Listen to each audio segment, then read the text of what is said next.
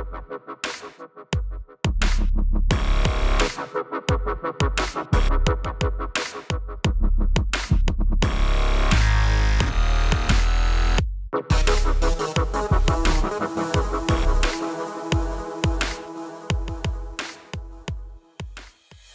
time, just to refresh everybody, Harry was eating Deto's food and he went for him. So we kept them apart, but then we got a leak in the laundry room. So we had to put everything outside whilst we fixed the leak. And then whilst that was happening, Harry went to Deto's dog bowl. Next minute, Harry's lost an eye. God bless him. So, bless him. yeah. Oh, God bless him. You got to say God bless him. I mean, he's a poor thing. He stands there, looks at me. He's got one eye. I'm like, I feel your pain, buddy. I know what you're going through. It's crazy. They say that dogs emulate their owners, but fucking Harry took it one step too far. Are you excited about it all?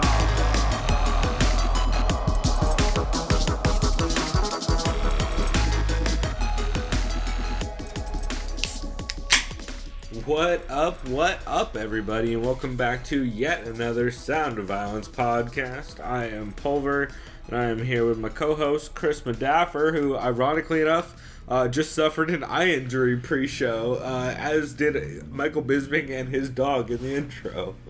Well, it's not really ironic, but I know what you're saying. No, I'm doing that thing where everyone uses the word ironic. Clearly, I'm being the dick who corrects you. That's right. Yeah, it's a goddamn common thing. But yeah, as I was just listening to our intro, I got something in my right eye. Yeah. It was great. If it's not ironic, it's something. Yeah, it's something, but it was hilarious. I've opened my eye now, and I'm ready to go. All right. Well, we'll start off with our super official, not fake at all sponsors, Sierra Nevada Tropical Torpedo IPA we're drinking on. Yeah, for fans of the regular Torpedo, this one has a tropical twist, and it's great. I like it. It's actually really good. I think I like it better than the original one. Yeah, Sierra Nevada is a little too, old school West Coast IPA for me a lot of times. Especially Torpedo is, it's just not bright at all. It's really sweet for a West Coast IPA, and not real dry. So, I got feelings about it, but this one I actually like quite a bit, considering it is Sierra Nevada. So, pretty rad. But we will get into format. If you guys don't know, we are an MMA podcast that talks about MMA podcasts.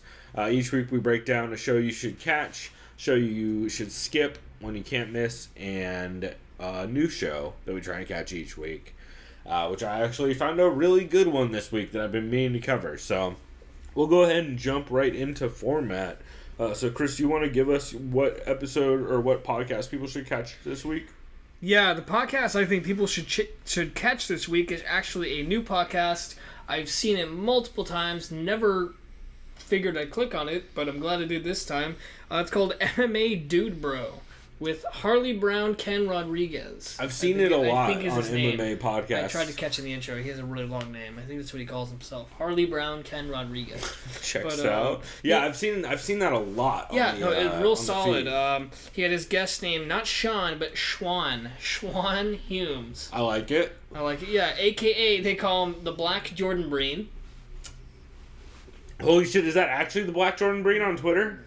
Probably. That's what he said, a.k.a. the Black That dude's Jordan Breen. hilarious if that's actually who that is. I had no idea. So I like these guys because it's weird. They talk at a pace that's not too fast. It's pretty much just kind of a medium pace, but they kind of just already have their shit planned out. They're very analytical, kind of like a Heavy Hands kind of thing. Yeah. But they still kind of have the little off-kiltered humor like a co-main event. It's kind of like a fusion of them. I know I kind of said that about Way of the Warrior as well a couple weeks ago, but I like these guys this week, man. They were talking about, of course, what everyone talked about this week. Fucking Stipe versus Ngannou is up everyone next, what did they say? They said, well, Ngannou has never yet had to cut off angles or chase someone yet. Stipe's that kind of guy who likes to stick to his jab and be an outside rangy fighter, which he'll cause some of his opponents to kind of come forward as a result. And they're really stoked for this fight, and while Ngannou's going to be the favorite for good reason, because of his fucking insane power, They like Stipe right now. They think Stipe's got something up his sleeves as far as being crafty. They kind of have a good feeling he's going to really test and be the real first challenge for Ngannou, as far as the challenge that just pure athleticism and power. For sure, and just a well-rounded game that is not stylistic advantage for Francis, because Francis has been matched up with a lot of dudes that he's a good style matchup for, outside of Anthony Hamilton. But then again, that was Anthony Hamilton mid rough streak that he was on. Yeah, that's right.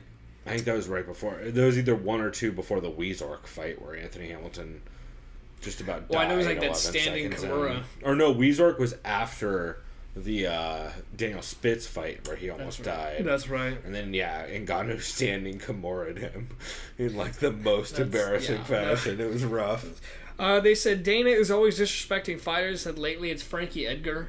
They said it on. What did he say this time? Well, didn't he actually really say what he said? But I think they were talking about as far as they're afraid Frankie's not going to still get his title shot against Holloway. I could see that along the lines, but I can't remember what it was. But I think they were saying Dana had never once said like any public support to Frankie when he got hurt or acknowledged something like that. I can't remember what That's it was fair. about, but they were talking about Aldo. They said, what's the deal with people discrediting Aldo for not trying to use the leg kicks more to, like, remember Aldo's a counter fighter? Yeah. He's a counter striker. Well, and also a counter striker when he's facing a dude who's throwing a lot of long, straight punches, like, fucking leg kicks are not good when you're getting clipped on the button every time you start going to him. I was going to say, right on cue, kind of little mini segue. These guys both mentioned spacing and a distant management that was excellently done by Max Holloway.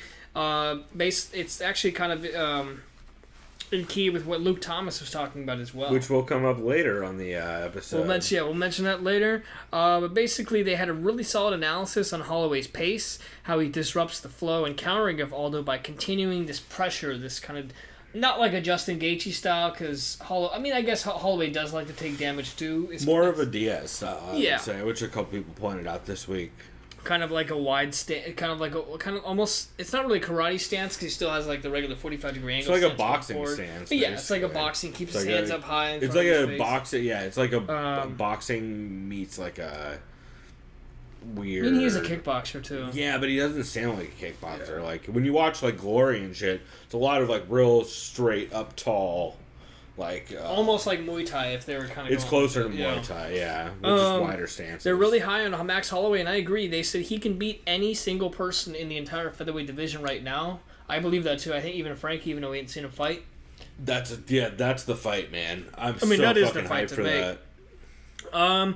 They said, what's next for Jose Aldo? They said if he does go up to lightweight, he better not fight someone like Justin Gaethje or Alvarez because of their pressure fighting style.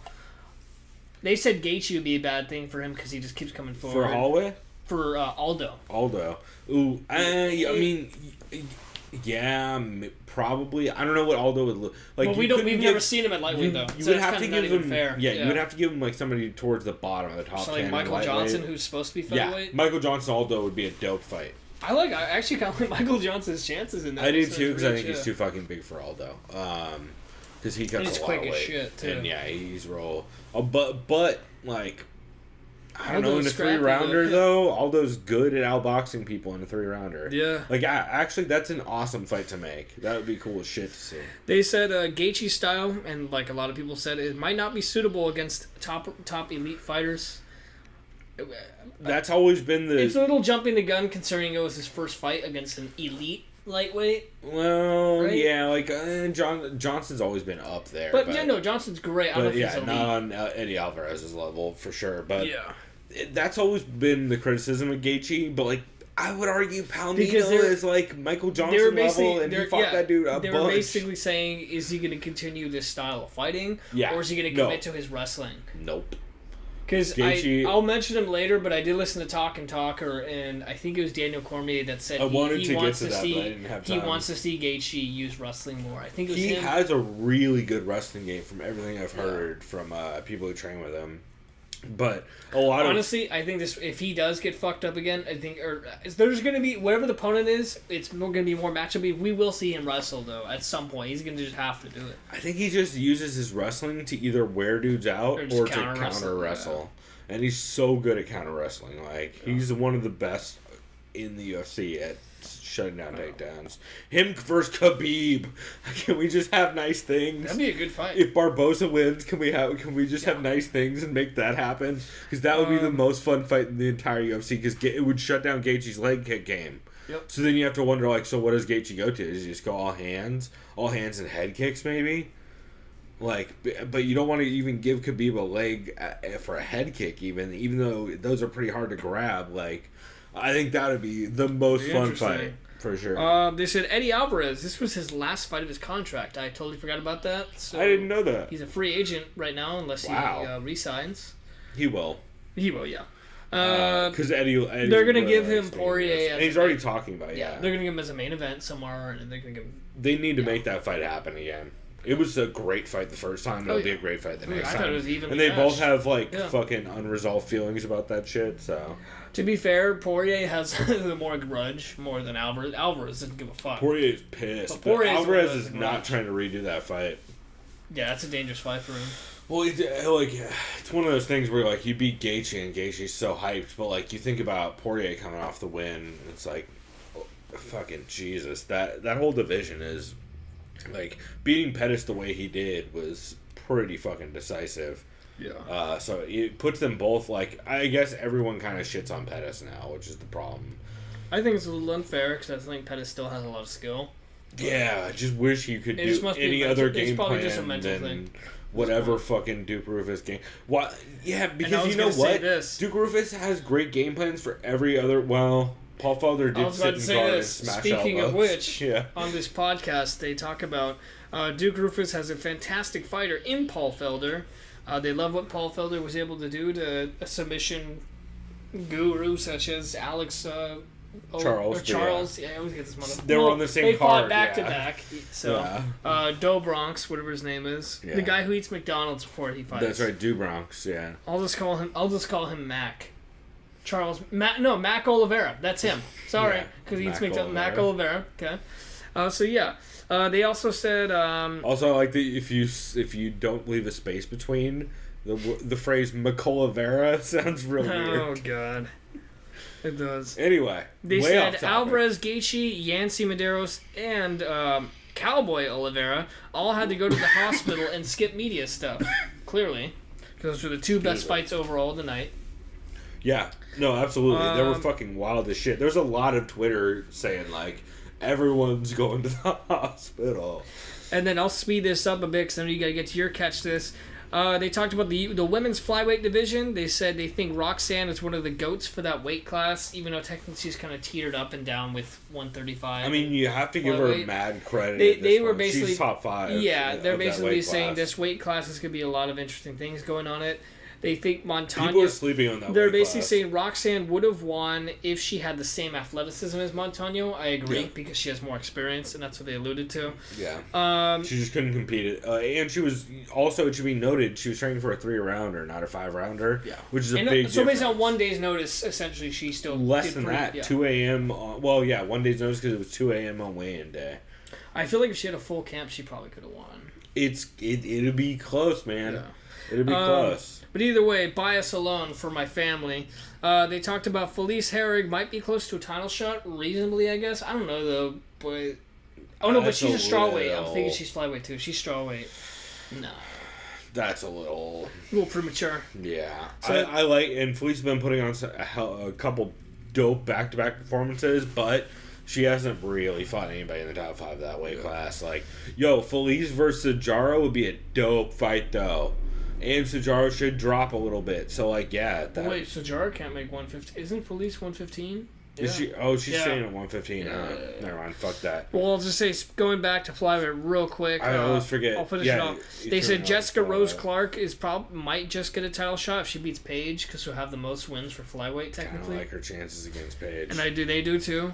And then lastly, they said Sean O'Malley looks promising because he's so young and he's still going to be a learning fighter. They said they just hope his coaches don't expect him to be wiser beyond his years. Yeah. And then lastly, they said he kind of looks like Sideshow Bob from The Simpsons. Yeah. Yeah. That's I love. Yeah, I like that podcast. Sounds real good. Yeah. I'm definitely gonna have to check that out. That is officially added to my list. One of these days, we're gonna find out that the MMA Nuts podcast or whatever that has ball sacks on the artwork is probably great. Yeah. I always see it. I'm like, I don't know, man. I don't need ball sack podcasts in my life. I already have enough Ari Shafir. But yeah, that sounds really solid. I'm definitely gonna have to check that out, man. Let's see. So, speaking of which, you alluded to it earlier, but my catch for this week is Luke Thomas's Monday Morning Analyst of how Max beat Jose again. Luke opened teasing that he noticed something about Max's strategy that's going to blow everybody's mind.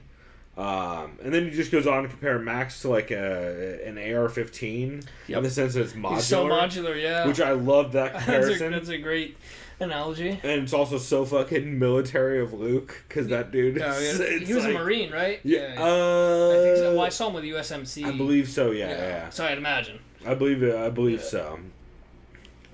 He talks a lot about the extraordinary power and reaction time of Francis Ngannou, which he just or as he calls it, Ngannou. Yeah, because in the live chat yesterday, someone tried to help. Someone said, "Hey, can you fucking give respect to Francis Ngannou and pronounce his name right?" Oh, I do give him respect. I'll just pronounce it how I do. Sorry. Yeah, and he's like, even still, like, fuck off. Don't be that guy. To be fair, we did kind of originally think like a couple months ago that it was Gano, but then we just kind of trust. Technically, I believe it is. Yeah, but no one says it like that. We'll just go with what John Anik does. Yeah, well, and we'll talk about that. Okay. We'll talk about that later. But yes, we will go with whatever Lorisenko / John Anik goes with, because it's / TJ DeSantis. It's anybody that gets the audio files of the people saying their own name, which they should really just make public. Because I would love to have access to those files. I would love to be able to say these motherfuckers' names correctly, just because the UFC will tell us how to say it. That would be awesome. So, hey, some fucking nerd working in PR, do that. Anyway, he quickly mentioned some of the 218 moments, like Felder winning via elbows again, Oliveira versus Medeiros being crazy as shit. Luke talks about the lack of armbar defense in the tough... on the bottom half of the tough card. Oh, yeah. Which, That's right. It was, who was it? Rachel Ostovich submitted someone with the armbar. The first fight, it was, Emily Whitmer. Yeah, Emily Whitmire caught the armbar. There was another one, too. To be fair, the Emily Whitmire... no, it wasn't the Emily Whitmire one that was the dope one. The very first fight, I forget who it was. We'll talk about it later. But she had a legit armbar. So I picked, as we've talked about in this podcast, I've been real high on Rachel Ostovich, which is why I kind of figured she would murder on this fucking card. Because the girl she was fighting was nowhere near the grappler. It wasn't even someone who was in the tournament, huh? It was like no, I believe it was. Maybe it was. But it was like somebody who was like who had one fight in the tournament and didn't do right. Oh, they lost like in the first round. I believe so, yeah. To be fair, though, that card got so shuffled around, like, I'm not even positive that's even true at this point. But I do know that, yeah, Rachel Ostovich was a beast. But we'll talk about all that later. But I thought that was an interesting point by Luke that also I heard a lot on... heard it on... I forget who else mentioned it. A couple people. I know Michael Bisping on Believe You Me mentioned that a bunch, too. Let's see. And then Luke starts to get into the all the reasons why Max beat Jose. And he tweeted out originally, he was like, I think I found out something the night of the fight. He tweeted out, I think I found something that Max did in this fight that's gonna blow everybody's fucking mind. Be sure to check out my whatever it is, his Monday Morning Analyst on it. And Max even tweeted him, being like, "Hey, bro, you can pay me in cupcakes or in Bitcoin, whichever you prefer." So Luke's like, "All right, cupcakes it is," which will come up later. But Luke pointed out 3 things are the reason why Max beat Jose. The first is let's see. His direction, right? Yeah. So the three things are he changed his direction, used what worked for him in the first fight, and he attacked the body more. Which is the fact that he changed direction was like a big sticking point. And that's as soon as you rewatch that fight after Luke says that, you're like, holy shit, that's a crazy. Like, that's normally. So you're always generally. Most general consensus on game planning is you move away from the power side. So you're always going to circle away from the power side. Like, that's just general game planning. But they actually, so that's what they did in the first fight. In this fight, they actually circled towards the power side most of the fight for Aldo. So they circled towards his right hand and his right low kick. Oh, yeah, huh?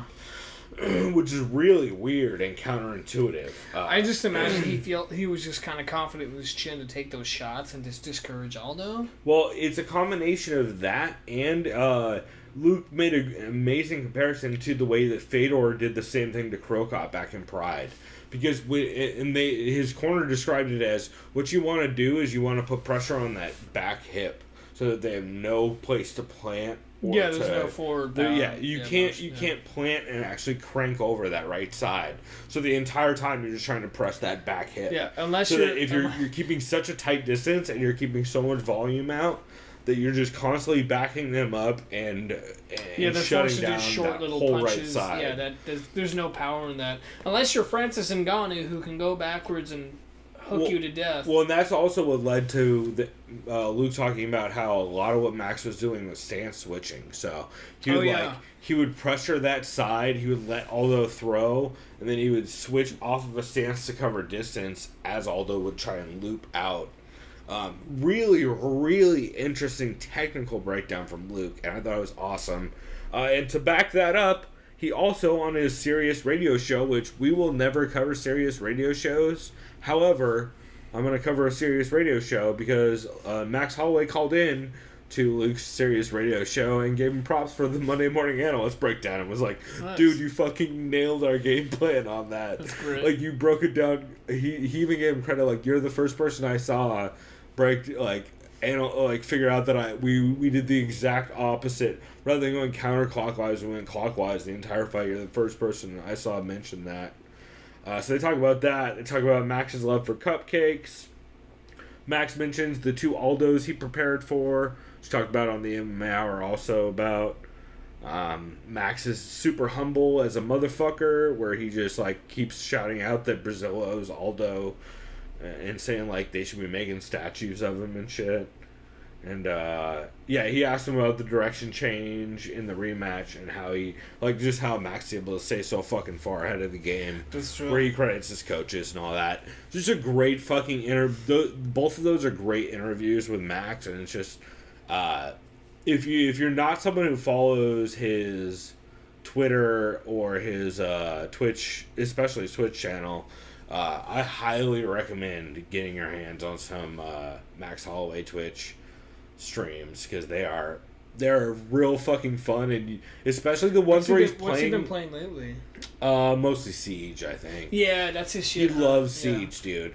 Him, Rampage, they all love Siege. Don't even know. I would have gotten that if I had like other people that actually play that shit. That's just how that works. Oh, so I'm sure he's playing other shit too. I know fucking Randy is always looking to play Siege with people. If you want to go play with Randy Brown.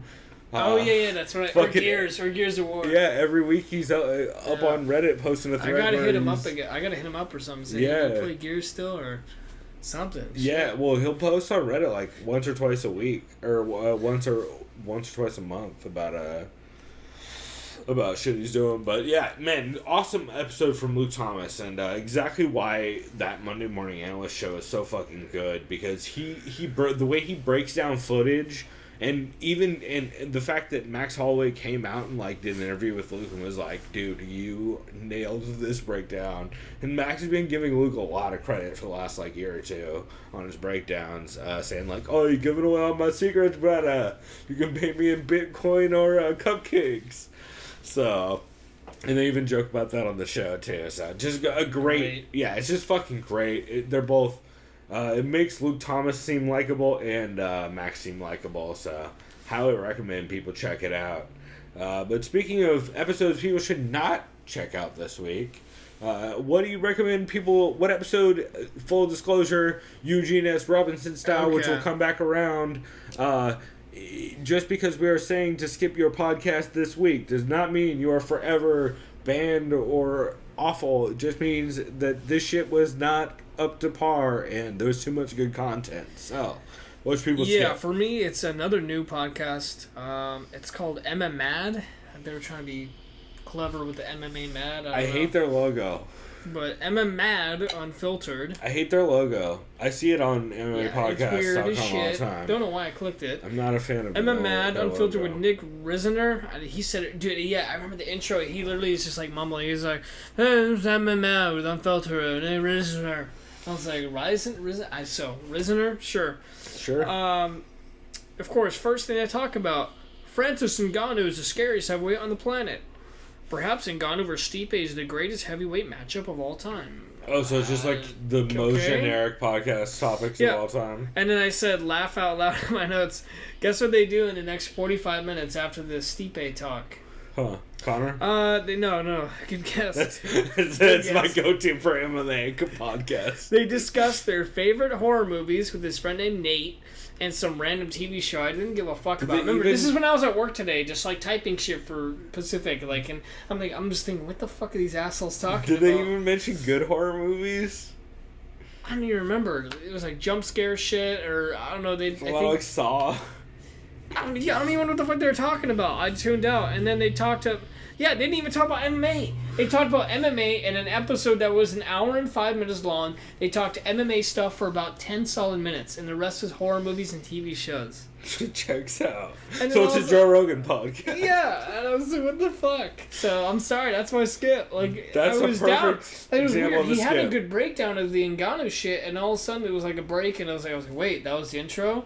And I was like, all right, I'm here with my friend Nate. What's your favorite kind of horror movie? I was like, what the fuck is going on? That's hilarious. So yeah. So basically, it was one of our commentary episodes where G6 just totally ruins everything, and you're like, well, fuck it, let's just get to drinking and watching dumb movies. So. Yeah, Rosie goes, it was something. I saw it, or it happened. I can't remember what he said. Yeah.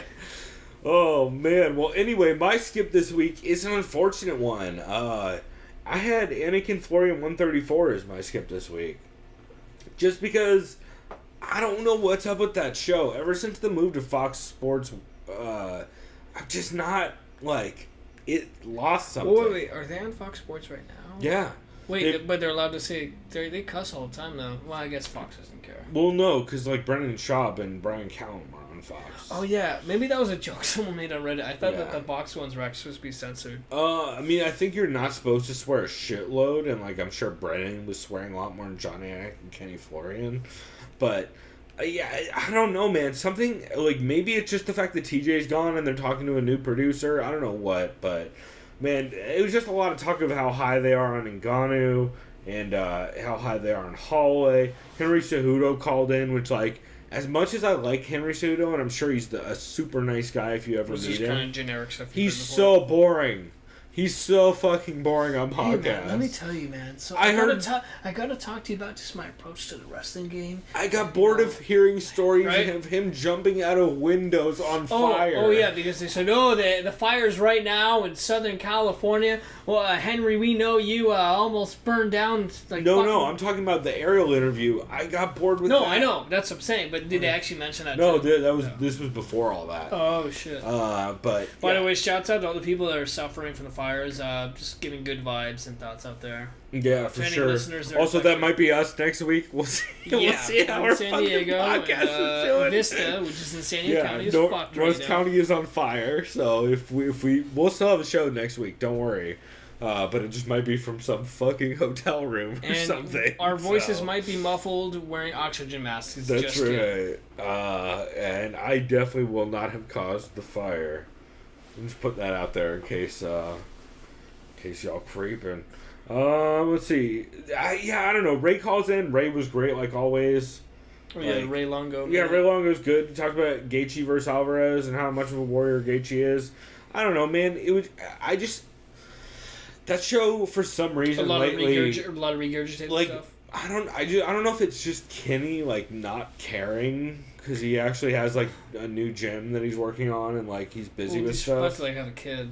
He just had a kid, I believe. Or something like that. I think he just had a kid. Not gonna lie, dude. If I just had a kid, I'd, like, fuck everything else. Yeah, like and maybe it's just the fact that Johnny Anik keeps talking about the fact that Kenny had a kid, which, like, immediately, you want to talk about kids, easiest way to get me to stop listening to your show.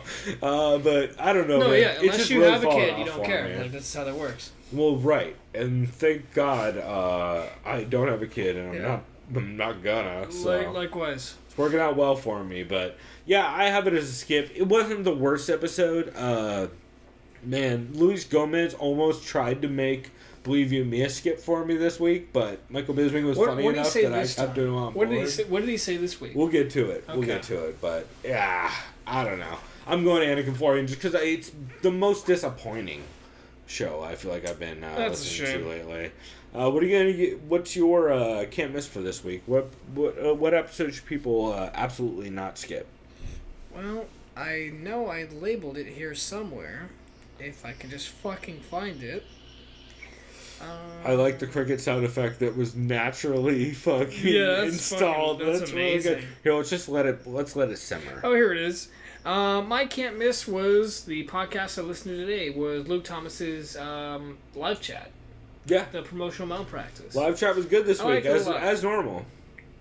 He kind of started talking about, of course, like every single podcast did this week, Stipe versus Ngannou. Everybody, and Luke's so high on on Stipe. Ngannou.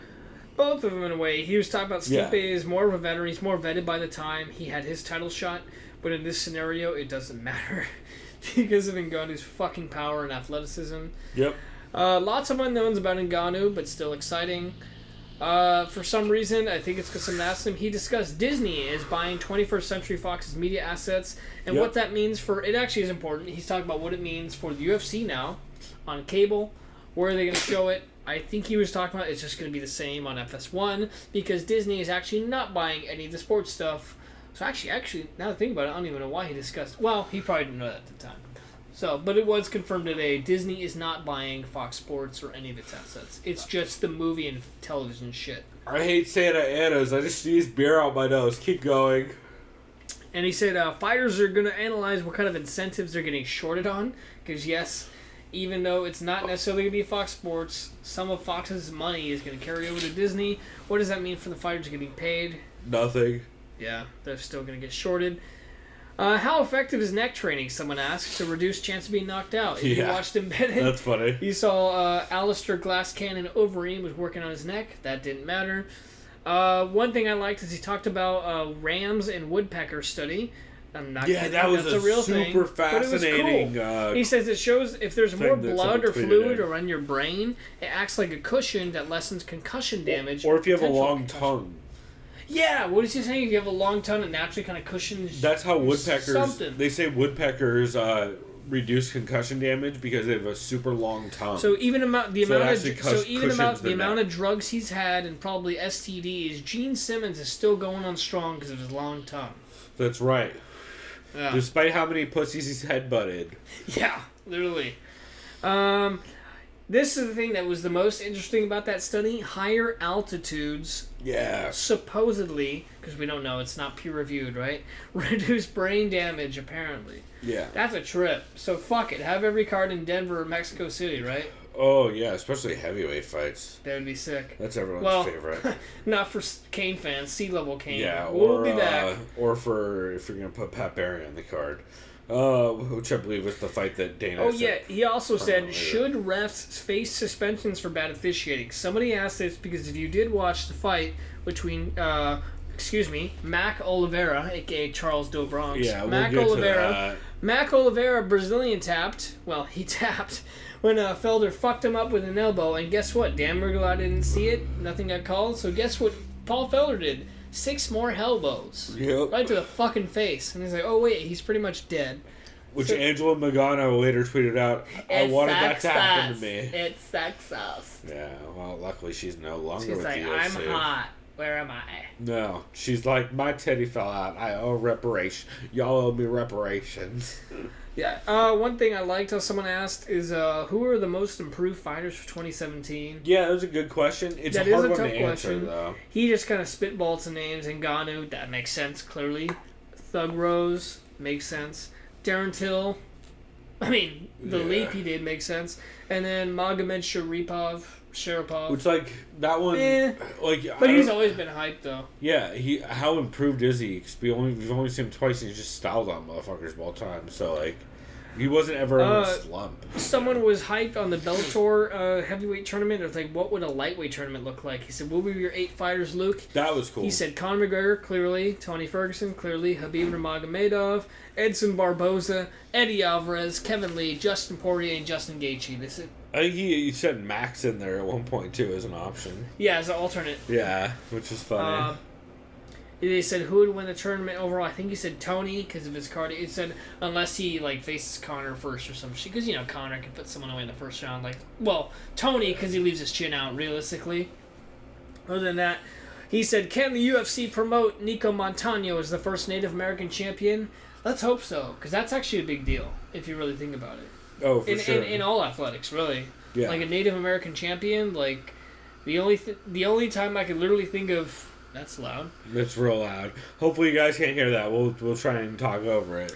The only time I can hear of a Native American and champion in the same sentence as far as athletic sports was the famous NFL player Jim Thorpe from the 30s and 40s. He was multiple time national champion. Other than that, I've never really heard of a Native American champ. At least someone who could claim at least 50%, heritage. You know what I mean, though? Yeah. You're thinking of real Native Unless Americans. they fought at Tachi Palace, I'm not sure I know of any really either. But it's a big deal. Shouts out to Nico Montano. So, and then I think the last thing I had on there is Chris Cyborg, Luke mentioned, is bringing in high-level boxers like Clarissa Shields. Shouts out to Clarissa Shields. And I remember on Embedded, Jose Aldo was super fucking stoked to meet her. Yeah. They mentioned that he wants to do boxing at some point. Yeah. Which isn't that bad, because I think Jose's got some serious boxing talent, more than Conor. You can tell he mostly has been focusing on his boxing over the last couple of years. That's what his entire game is based around. It's kind of crazy considering how good his grappling is. But some other things Luke did also mention on that episode, he likes the podcast Heavy Hands. So that's right. Shouts out to them. I thought that was cool. So my can't miss for this week, let me pull it up, is Knuckle Up, episode 252. Right off the top, Eugene S. Robinson, if you guys don't know, is the host. He is fucking hilarious. Trains a bit out of, or he has trained at AKA. Trains out of Sarah, what's his name? I was gonna Sorrel BJJ. I was gonna say Sarah, dude. He fucking traveled God's goddamn country. Not Sarah, Sorrel BJJ. And he, of course, had a shitty mic since his wife left with his headphones that had the good mic attached. But he did have some great quotes, including, I wish I loved something as much as Alistair Overeem loves getting knocked out. He talks about how Reem is now in the land of the mist. Because if you guys don't know, he always talks about how people are looking real misty with the wood piles, like Chris Weidman. They talk a lot about how people should keep an eye on Poland, including to put out some big heavyweights in the near future, because those motherfuckers have no options and they are just from KSW. Yeah, exactly. That's what he's talking about from KSW in Poland, and how motherfuckers you should keep an eye out because those dudes have no options. Who is it? Tybura is the current heavyweight. What's his face? Yatko is a light heavyweight. Yeah. Right? There's a couple Polish dudes. Yeah. I'm trying to think of all the Polish fighters. And he also drops a line that we will have as our I believe as our next break is he talks about what's scarier for Ngannou than going back to Cameroon broke. Fighting is nothing if that's your other option. That is true. It's just a great quote. That dude is. He's a musician. Shouts out to Thin Black Duke, his album with his band Oxbow. You should check it out. But he is a musician who's also a writer. He works for I forget the name of the publication he works for. shit. But anyway, What state is he based out of again? California, NorCal, I believe. Oh yeah, because San Jose. Yeah, it was somewhere around there. But he talks about how Holloway did a spot on Diaz impression, which was he was the only one I heard mention it. But it was a Diaz impression that entire fight. I forgot, didn't he Stockton slap all the Yeah, he did, yeah. a couple times. Yeah. His kid called for it. Like, his kid, because I guess Max at one point said to his kid, I'm going to slap the shit out of this dude a bunch of times. So in the first round, I guess, when they were fighting, his kid kept yelling out, slap him in the face.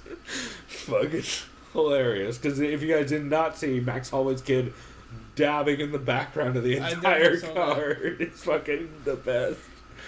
But Eugene talks a bit about, after that, he talks about, he mentions Jose Aldo is on the event horizon, which is like that, he described it as that moment when you're underwater and you're looking up at the surface and you realize, oh shit, I'm not going to make it.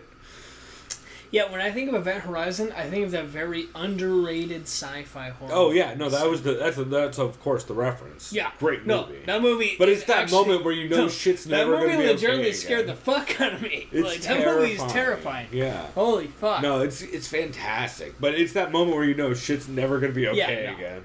AKA me when I'm in open water. I'm done. Exactly. And then Eugene takes a weird turn. He starts talking about the history of Knuckle Up, the show. And he announces that after Cyborg vs. Holm, or says like the Knuckle Up he does the Sunday after Cyborg vs. Holm is going to be the last Knuckle Up on Bloody Elbow, because he works for another media outlet and he can't continue doing it on Bloody Elbow. Oh yeah. Which is a fucking bummer. Like, he's getting a bunch of hassle and he's like, listen, I have grandkids. I need to fucking pay bills. Because he has grandkids, which is also crazy. That's insane. But after that, he does mention he's going to be starting a Patreon. So we'll have a link in the description. But if you look up the Eugene S. Robinson Show Stomper on Patreon, you can subscribe to that right now. And he says that he is going to start doing a series of shows on that, where you can also not just like focus all on MMA. He said do 40 to 60% MMA coverage and other stuff as well. But he does say that he's going to, from now on, he's just a guest on all the other shows he does for Bloody Elbow. So If I Did It, Care Don't Care, all that stuff, he's just a guest now and no longer an actual host. So big moment in Bloody Elbow podcast history and Eugene S. Robinson history, and I sincerely and honestly recommend people at least go check out the very last episode he'll do with Bloody Elbow, which we'll be sure to cover on the show. And also go check out his Patreon page, because Eugene is one of those underrated people in MMA who's been around forever. Like, his fucking picture on Twitter is a picture of him and Kane hanging out, and course. like he was the reason why I was high on what's the tubby dude in the heavyweight division that got the win last weekend? Not the small Wilson. guy, right?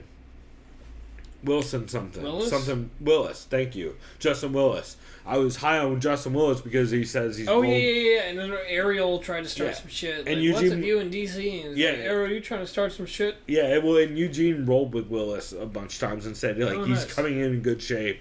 He's dropped a bunch of weight and he's looking good. And he's a beast in the room. So Eugene is he is a special kind of like reporter in MMA that we don't have a lot of, and I feel He like literally has a hands-on field report. well, not only that, but like he's just a weird motherfucker. Like he's a dude from the punk scene of New York in the 70s. Oh he yeah, has a dude. live Now punk that look at his band. hairstyle, I Yeah. can see that. No, he has a punk band that still plays a bunch of European shows and dates, and he's like, So, I'm from New York. I love the Casualties. They're from. no. He doesn't dig the Casualties? I'm sure he hates the Casualties. If I was to put money on it, I'm just fucking them because they're actually like from New York. he But hates no. Bad Brains because he thinks they're not legitimate, if I remember right. So but Eugene is a special talent in our in the MMA industry, and I feel like he deserves some more love from everybody. So I highly recommend people check out that Patreon, which we'll have linked right below the Knuckle Up episode 252. But really fucking cool, and I'm excited to see what he has coming forward on Patreon, because I bet it's going to be crazy as shit. Hell yeah. So, did you listen to a new show this week, other than the two you already mentioned? No, those two that I mentioned are the only new ones that I mentioned, really. Well, yeah. that works perfectly, because I have a new show. Hell yeah. Which it was actually goddamn fantastic, and will be our second break clip, which is Patty Hooligan's podcast, Patty the Hooligan Houlihan. See, of course, out of Team SBG. That just makes me think of Patches O'Houlihan from Dodgeball. Yeah, but you know what I'm talking about, right? Out of Connor's gym, Patty Houlihan. Oh, the guy who retired. The 135 or retired. Yeah. So I listened to his first episode of his podcast called No Shame. They recorded the first few shows in the Lemur app, evidently. Limor. Lemur. But now he's back with the studio and his official first app on YouTube. Nice. Which you guys, well, again, link in the description and all that shit, like always. But Patty intros himself in the show, and his first guest is Damian Brown, who's a former rugby player. Which is kind of cool. He's an Australian guy, I think. I don't think he is. I think he's Irish as shit. He might be Australian. And he was Australian New Zealand. He was on the Australia card a couple weeks ago. No, not a fighter. Who's not rugby a fighter? player. Fuck. Yeah, he's just some random... he's an Irish rugby player. Well, while you talk, I'm going to look up a Damian Brown. Yeah, I must be look up here. That's how you spell it. D-A-M-I-A-N. Oh, no. No. Yeah. No, we're good. But, no, I know what you're talking about. That was, that's, yeah, definitely somebody different. But, anyway, Patty interviews Damian about being on a rugby team and how retirement affected him. And then he talks about how he's doing marathons across the Sahara. Oh, shit. And doing long-distance boat races, like 40 to 90-day boat races, like across the ocean and shit, which is just kind of crazy. Like, if you're... Yeah, not him. No, not that Damian Brown who fights for the UFC. Australia. No, 100% not him. But, yeah, if you're interested, if you like Joe Rogan's podcast and you want to hear... an Irish dude do a Joe Rogan impression with some dude who travels a lot and does crazy long distance races. That's kind of what that first episode felt like. It was fun, but I don't know, not something I'm super normally would follow. But his latest episode that he did, I believe last week, was episode 3 with Owen Roddy, who is of course the striking coach of Connor. Yeah, striking coach of SBG. Or SPG, excuse me. And Connor specifically. Patty intros Roddy by explaining how he's one of the pioneers of Irish MMA. And this podcast is so fucking extremely Irish sounding. You guys will hear it on our Did they start speaking Gaelic? No, but they might as well have. I was catching like a third of the words that were being said. Here's some shit. They were growing up in council estates like Ballymoon. Who? Yeah. By the way, council estates, I learned in this show, is basically housing projects in fucking Ireland. So Section 8. Yeah, it's literally housing projects. And Ballymoon is one of those housing projects. But, you know how much Googling I had to do to figure out what they were saying? I was listening to, I don't know half of these words that are coming out of both of their mouths. They're talking about crazy stories about growing up in low-income housing, about, dudes just jumping off of second floor windows and breaking arms and weird shit. Patty talks about how meeting Roddy and seeing one of his early fights that was commentated by Ian Freeman, which is so fucking UK MMA. It's crazy. Hey, don't call them not UK. No, I'm Irish. Just saying. Well, to be fair, I think that was actually in the. I think it was in. To be fair, it was in Northern Ireland. It was UK. No, but I think it was. I think the fight that where that happened was in the UK. No, that's what I'm saying. I almost would bet you money it was in Northern. No, Ireland, I think it was in right? England. If Ian Friedman is commentating, it's probably in England. But remember though, it was Cage Warriors. But I'm saying, Northern Ireland is the UK. I know, but I'm saying where the thing I was referencing happened in the UK, not in Ireland. Oh, okay. In fucking, I think it was London or somewhere. Anyway, way off topic. But they just talk about weird, crazy shit. The clip you'll hear later is of Owen Roddy and Patty talking about guys who looked like badasses who they were real scared of up until they fought. Like, Roddy talks about some dude who he describes him as looking like Tom Poe from The Kickboxer. Oh, God. It's a great story, which will be our clip. But it's just a fun episode. And the accents are so goddamn steep, it's crazy. Steeper than severe MMA and Sean Oh, Sheehan. dog, they sound so fucking audible compared to Patty Lane and Roddy. That's great. They just keep talking about how they're gonna have a crack. How many times do they say something is shite? Oh, none. It's just all about having a crack, bro. They're just hanging out having a crack. So And, an episode of It's Always Sunny. yeah, it's fucking great. They talk about how Connor's invincible mentality at one point affected everyone in the gym. Talk a bit about some no shame questions, like would Owen rather spar Connor or his wife, and how Owen thinks he'd do in an MMA fight against Floyd. And then Owen talks about... MMA fight? Alright. Well, he'd murder Floyd. That's what I'm saying. Like, I caught that for a second. MMA And Owen... Because Owen fought in, like... I believe his last loss was Wilson Hayes. Oh, wow. Via guillotine, which, like, no shame. Ironically enough, Wait, the name so of the Owen's podcast. tiny. Yeah, 35er. Oh, and yeah. Yeah, like, and he also... Yeah. He talks about him and Patty sparring with some dude named Chris Fields, who weighs 220. Oh my god. Yeah, like, they're crazy people. But, oh, and Owen talks about how the suit that Connor made him wear for the Mayweather fight made him anxious as fuck. Hear about. And he said he looked like he thought he was going... He said he looked like he was going to the World Snooker Championships. Which, like, he kind of did. You remember with the armband and the fucking white suit that he had to wear on the corner? Oh, yeah, that Against looked Floyd? fucking goofy. Yeah, as he's shit. like, I felt like I was... Everyone's alright, my Yeah. corner men were all here. They didn't tell him about it until the day before it happened. Oh, God. Like, the guy hid it from him, and he was like, I look like I'm going to the fucking snooker championships. I thought it was funny. Pretty fun episode overall, and I recommend it. Nice, yeah, I'll check this shit out. Is there any other podcasts you recommend people check out? Let me scroll through. I could throw one out there that we talked about a little bit, which is Believe You Me, That's right. episode 39, where Bisping actually sounds remarkably good for just having recently sustained more head trauma. He jokes that every time he does a podcast, it seems to be after a crushing defeat. He did mention that he sparred every day for 5 rounds against Southpaws for a week in the lead up for the Kelvin fight, which can't be good. And then, of course, you heard the one-eye joke. Bisping also talks... Here's a quote. I don't mix well with primates.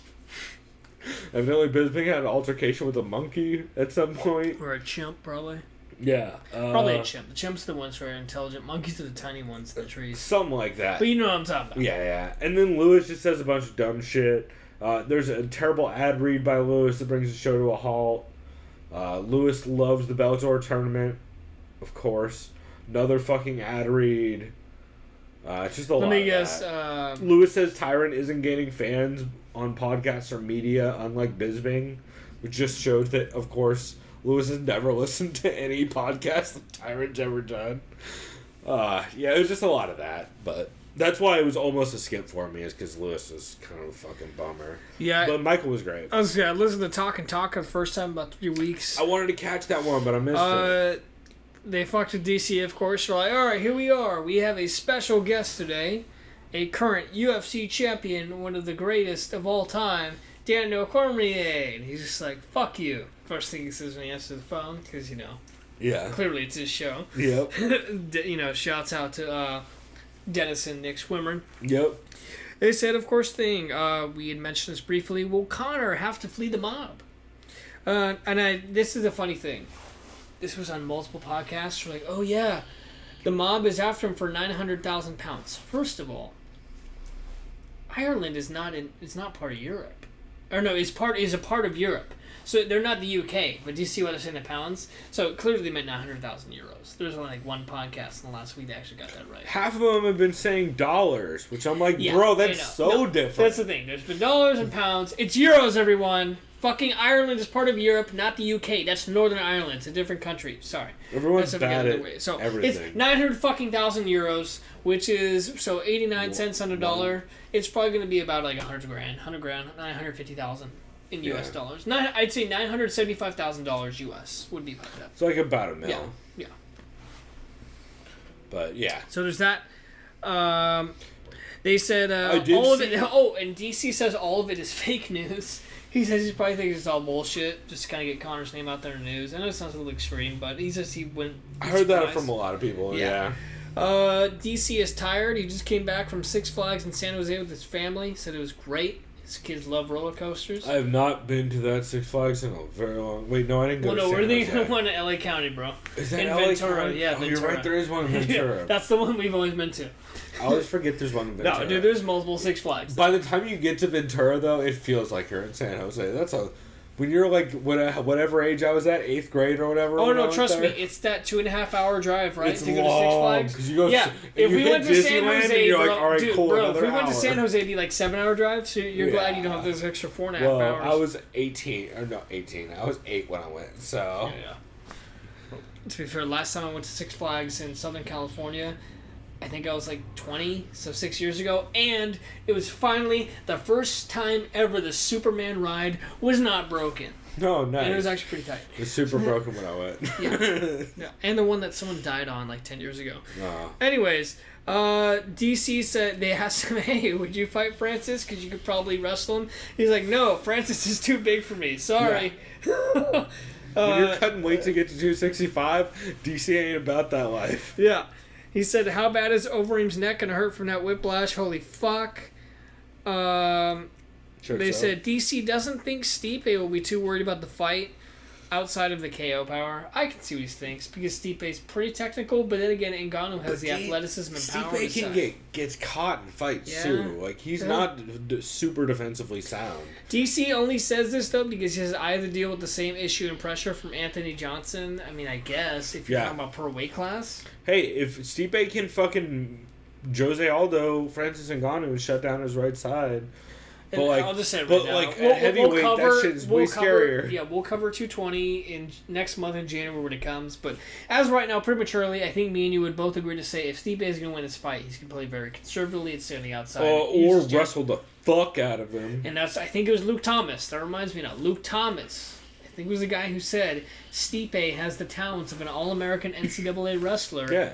And he hasn't used it in 3 years. And this is the time he's using it. He did against Mark Hunt. He wrestled the shit out. Remember, he landed like 400 strikes on Mark Hunt's fucking dome. In that I almost fight. want to tweet Stipe now, like, hey, can you bring back wrestling? But I'd be like, fuck you, I'm going to show you what's up. No, dude, you want to win your belt. You want to set that record. No, just Mark Hunt the shit out of him, bro. Like, to be fair, real quick, if you're Stipe and you have that wrestling ability, and he is big enough to take on a gun, and Stipe is like 6'3", 6'4", fuck yeah, I would use my wrestling. You fucking kidding me? You have to. You have to, because then you get that record, too. 3 defenses in a row. Yeah. And you're considered one of the GOATs. I will breeze through the rest of that. What the fuck was I just talking about? DC says... I think it was Dennis. He said lots of people probably don't even remember Conor vacating his title since Max has looked so great recently. Which one? Yeah, right. Cage Warriors or 145 or 155 or 145 in Cage Warriors. By the way, so the winner of Khabib and Barboza is probably going to face Tony for the Undisputed Championship, right? I would say in February, March. Sound about right? Depending on if someone gets knocked out. Unless Nate gets thrown in that mix. That name is nothing to me at this point. Just like McGregor's nothing to me. I'm sorry. Dog, Nate versus Tony. I don't give a fuck. I will. I'd put money on Tony. I would too, but that is a fight of a goddamn lifetime. Oh, it'd be a fantastic fight. Like I'm just saying, Nate doesn't deserve shit. Least interesting fight of all time, Nate versus Khabib. Most interesting fight of all time, Nate versus Tony. Yep. DC says his favorite walkout ever is Dan Henderson. I can't remember what song he said. He would. DC says, I sincerely apologize to Lauren Murphy, who, in a fucking fantastic coincidence, called her Barb. My name is Lauren! Yep. On live TV. Part 2. And then, of course, people got, guess who Eddie Alvarez tweets literally after she fights. Congratulations, Barb! Yeah. The best part is Eddie tweets congrats Barb after the fight. And DC apologized so much, he tweeted out that same night, he's like, fucking you guys can call me Gustafson or Teixeira or fucking Rumble. You can call me anything you want tonight. I don't give a shit. I'm so sorry, Laura Murphy. Like, And then lastly, they said, how excited are you if you're Joanna, Valentina, Jessica I, or Claudia at the state of the flyweight division? Said they have a good shot at beating Montano. Yeah, I mean, I agree. Yeah, especially Jessica I, who's like, oh, thank God it's not Sijara Eubanks. Yeah. That's a terrible matchup for Jessica I. So that's all I had as far as some extra shit shout out. Well, speaking of Sijara Eubanks, MMA Fortnight had some good guests. I'll just rail them off. If you guys are interested, you probably heard it already. But Dustin Poirier calls in, Rockhold calls in, Brett Johns calls in, Roxanne Modafferi calls in, which is great as always. She's the fucking best. And that's where she mentioned that she found out at 2:30 in the morning, the day of weigh-in, that she's getting the title shot. Vulcan calls in and avoids any questions about anything relevant. Sarge calls in, Sarge is in studio, and she was fucking awesome. If you guys do not know Sijara Eubanks, I highly recommend checking out her interview she did with Ariel during that show. She's fucking super charismatic and really cool, and I honestly think if she can consistently start making 25, like she says she's going to with a drastic life change, that's a scary 125er compared to the rest of the division. Especially her top pressure is crazy, and the fact that she's head kicking Deanna Bennett is like something to keep an eye on. That's still one of the cleanest head kick knockouts. It's scary because it was unexpected. Valentina called in, talking about a new 125 division and how PVZ just lies all the time. And Max Skyped in with his kid, which was hilarious. Oh, shit. Who was dabbing during it. That's funny. And yeah, he talks about how he trained for the 2 Aldos, similar to Luke. And I mentioned that Dana is receptive to USC Hawaii. UFC Unfiltered 152. Meh. Which one was this? This was the one where where Paul Felder called in. Oh yeah, you talked about how he was a theater actor. I thought it was kind of neat. If you haven't heard that story from Paul Felder before, he's studying theater a bunch. A lot of acting talk. They talked about that. Matt explained the difference between a Darson and an anaconda, where an anaconda is under the armpit. But Matt Sarah says he also always fucks up the names on those, so feel better about never knowing the difference between those two. I was gonna say real quick one thing I liked. So the first thing Matt said, Jim said is, I just gotta say right now, I think it was early stoppage on the Ngannou fight. Sounds about right for Jim. Yeah, it was a fun episode. Jim was a little rough at parts. I think he mixed up Courtney Casey and the Torres Watterson fight. I think you're right. But meh. Pound for Pound podcast with Sam Alvey. Episode 131 was back. So the first one they've done in a while. Dean Thomas called in. It was great. Dean talked about fighting in Japan. He talked about acting, which Sam mentions. Here's some fucking great quotes. Sam mentions he wants to play a ginger superhero. Sam also mentions that he was an extra in the movie The Lake House, where you can see him roller skating next to Sandra Bullock. Wait, dude, that movie's like 15 years Yeah. old. Whoa. I don't know. Is he an extra? I don't know. But wow, evidently, that's actually fucking hilarious. Evidently, you can see Sam Alvey roller skating next to Sandra Bullock in the movie Lake House, which I thought was hilarious. That's amazing. Yeah. That's actually he probably met Keanu Reeves too. Yeah. I think he says he only met Sandra, but it's still hilarious. Yeah, that's fucking amazing. Yeah, actually. it's super He was probably random. like in high school then or some shit. Yeah. Yeah. Sam also mentions that at UFC 218, he was sitting in Tyron Woodley's seats for the first 9 fights. Oh, dude, I saw when they showed him on the screen. They showed Tyron and next to like DJ, and then Sam Alvey was in the back with him smiling, and then it shows Kevin Lee next to him trying to get the thing. So they moved Sam Alvey because he was originally in Tyron's seats, evidently. That's hilarious. And then his co-host jokes that like, oh, Sam never turns down fights. So Sam, they should just offer you Ngannou, right?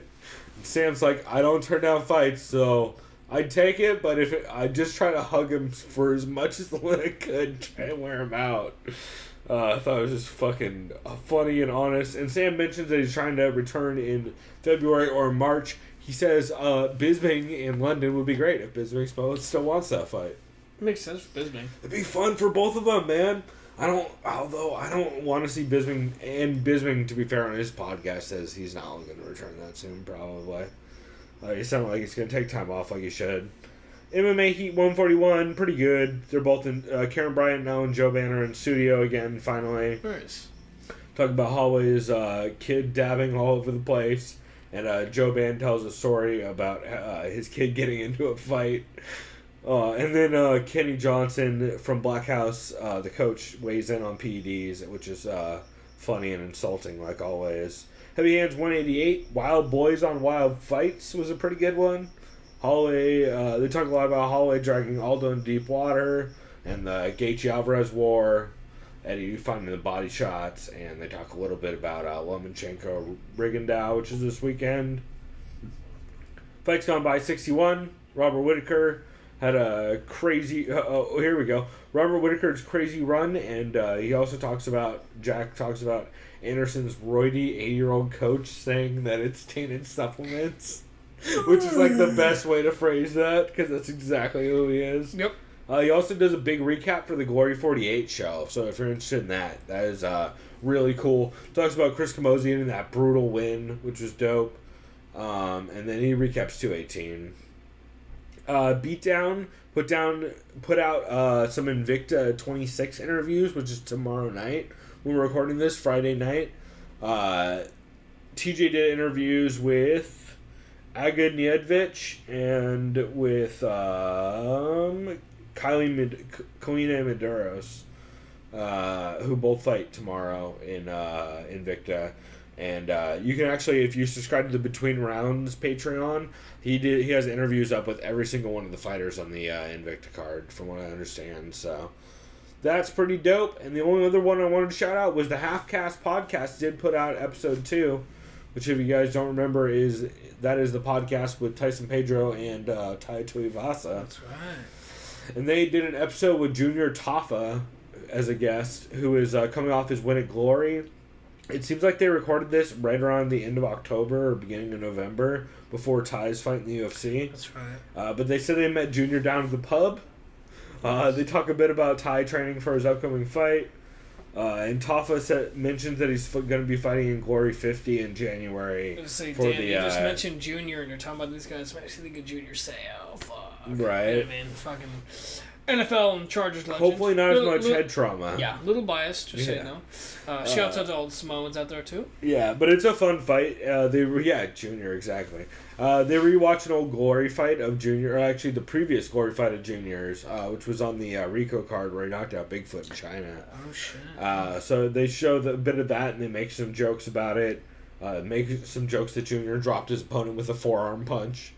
And it's just goofy as hell. It's exactly like most of those episodes. It was only like 20 minutes or so. It was a short ep, but they say they're going to be back with the full-length one soon. So I just really like that show, and it's way over the top and goofy, so I think it's pretty cool. That's fun. It makes sense. I will just wrap my shit up real quick. I'll just mention I listened to UFC Unfiltered 153. Of course, Matt, being a comic book nerd like I am as well, says, Jimmy, I love The Punisher on Netflix. Oh, yeah, of course. Yeah. Shout out to that. I like that a lot. As a huge Punisher fan when I was a kid, that show actually was pretty solid. Recommend it to anyone who remotely or kind of likes comic book stuff. Oh, Check sure. it out. Brian Ortega was on. Ortega loves to surf, but he almost drowned when he got crushed by a 20-foot wave. And he said all the wind was knocked out of him, and he was caught in what he calls a washing machine effect. That sounds scary. That actually happened to me when I was about 7, which I am actually real shit very terrified of being in open water to this day. Like, I have a very real phobia. That's probably my biggest fear, is being in open water and probably being attacked by a shark or object of some I just literally can't be in open water. Well, it could be worse than San Diego. You could live in Hawaii. Yeah. Or Australia, where sharks will just eat you on command. On command?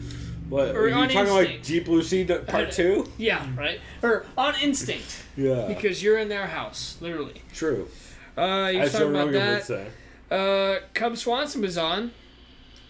He says they think they book him fights as if he's a gatekeeper, but he doesn't give a fuck at this point. Right. He says he knows it's his turn next when he beats Brian Ortega, hopefully. He says all the money and purse money he gets, he's been investing because he wants to go to retirement. Yep. Other than that, that's all I wrote from that. Perfect. Well, the only other things I wanted to give a shout out to, I didn't get a chance to listen to it yet. Planning to listen to it tomorrow, but I'm assuming the real quick Mike Swick episode that he just put up with Habib Nurmagomedov is probably goddamn hilarious because Khabib's is it Khabib or Habib? It's Habib. I always say it with a K because so does everyone else. It's Habib. I know. Every time I say it, I know I'm saying it wrong. I just can't help it because Khabib sounds way better, but. Yeah, Habib, I'm sure, is hilarious with Mike Swick as he was with DC, because he trained with all those dudes. My brother beat you in wrestling. Yeah, exactly. So I think that'll be a lot of fun. And then I did want to give a shout out to the MMA Vivisection, specifically the Invicta one that Zane Simon did with not Eddie Mercado. Yeah, not Eddie Mercado. DME and Victor Rodriguez. And Victor's fucking kid was like stroking out trying to get attention the entire show. So that was kind of rough, but it is a good breakdown of that if you're looking forward to that card on Friday. And then, of course, the MMA Vivisection with Conor Bush and Zane Simon, where they do a great segue in the intro on how they actually do all your goddamn homework for you, tape study-wise, which I respect the fuck out of them for doing, because I wish I did nearly as much tape study as they do every week, so wanted to shout that out, but that's all I had to cover. Do you have anything else? No, that was it for me, man. Perfect. Well, we will go ahead and roll into our next segment, where we are going to talk about the crazy-ass weekend that happened with all kinds of fucking... I mean, Jesus Christ, Glory happened. We won't even cover that, but Tiffany Van Soest lost. A close decision. Well, not close, but a fun decision, I should say, to... I forget who she fought. Nissa or something like that. Fucking Jesus, Chris Camozzi got a win. Bellator had a decent card, but we will actually cover the two UFC cards briefly, and then we will, in our segment after that, we'll get into this weekend's cards, which there's a couple fun ones. So here is the clip that we'll play of Knuckle Up, where Eugene S. Robinson talks about Ngannou refusing to go back to Cameroon broke. So check that out.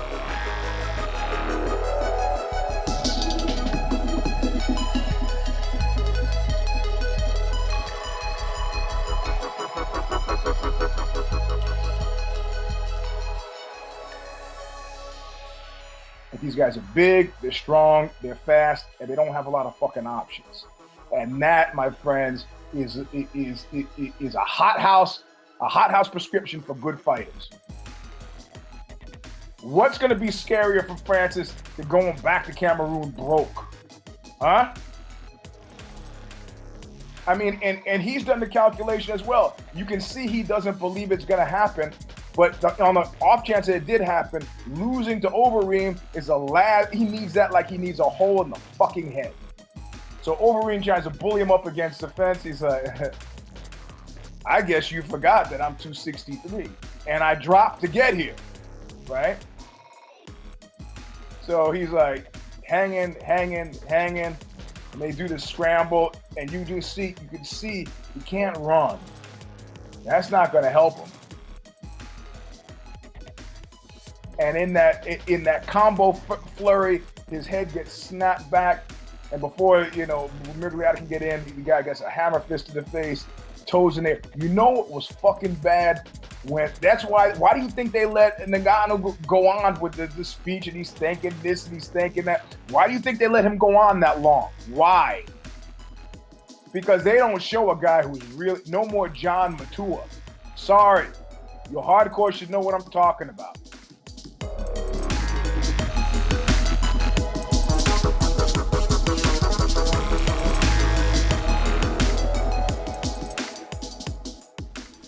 Alright, we are back, and that was Eugene S. Robinson talking about Francis Ngannou's terrifying ass knockout and how he is not about to go back to Cameroon broke, it's a great example of exactly who Eugene S. Robinson is and exactly how blunt he is on a podcast, and it's refreshing in MMA media. Like, Chris, you rarely hear dudes talk like that in MMA media, right? No. Like, he saying shit like Francis Ngannou needs someone clinching him like he needs a bullet in the fucking head. Yeah, shit like that, where you're like, good God. Oh, my. I mean, you can tell he just doesn't give a fuck and comes from a punk background and shit. I love it. I think it's great. And it's a good... It's funny until Francis cares. Yeah, well, it's just a great example of why Eugene is a rare breed in the sport and why we need more of that. Francis went, Eugene, do I have to go to sleep?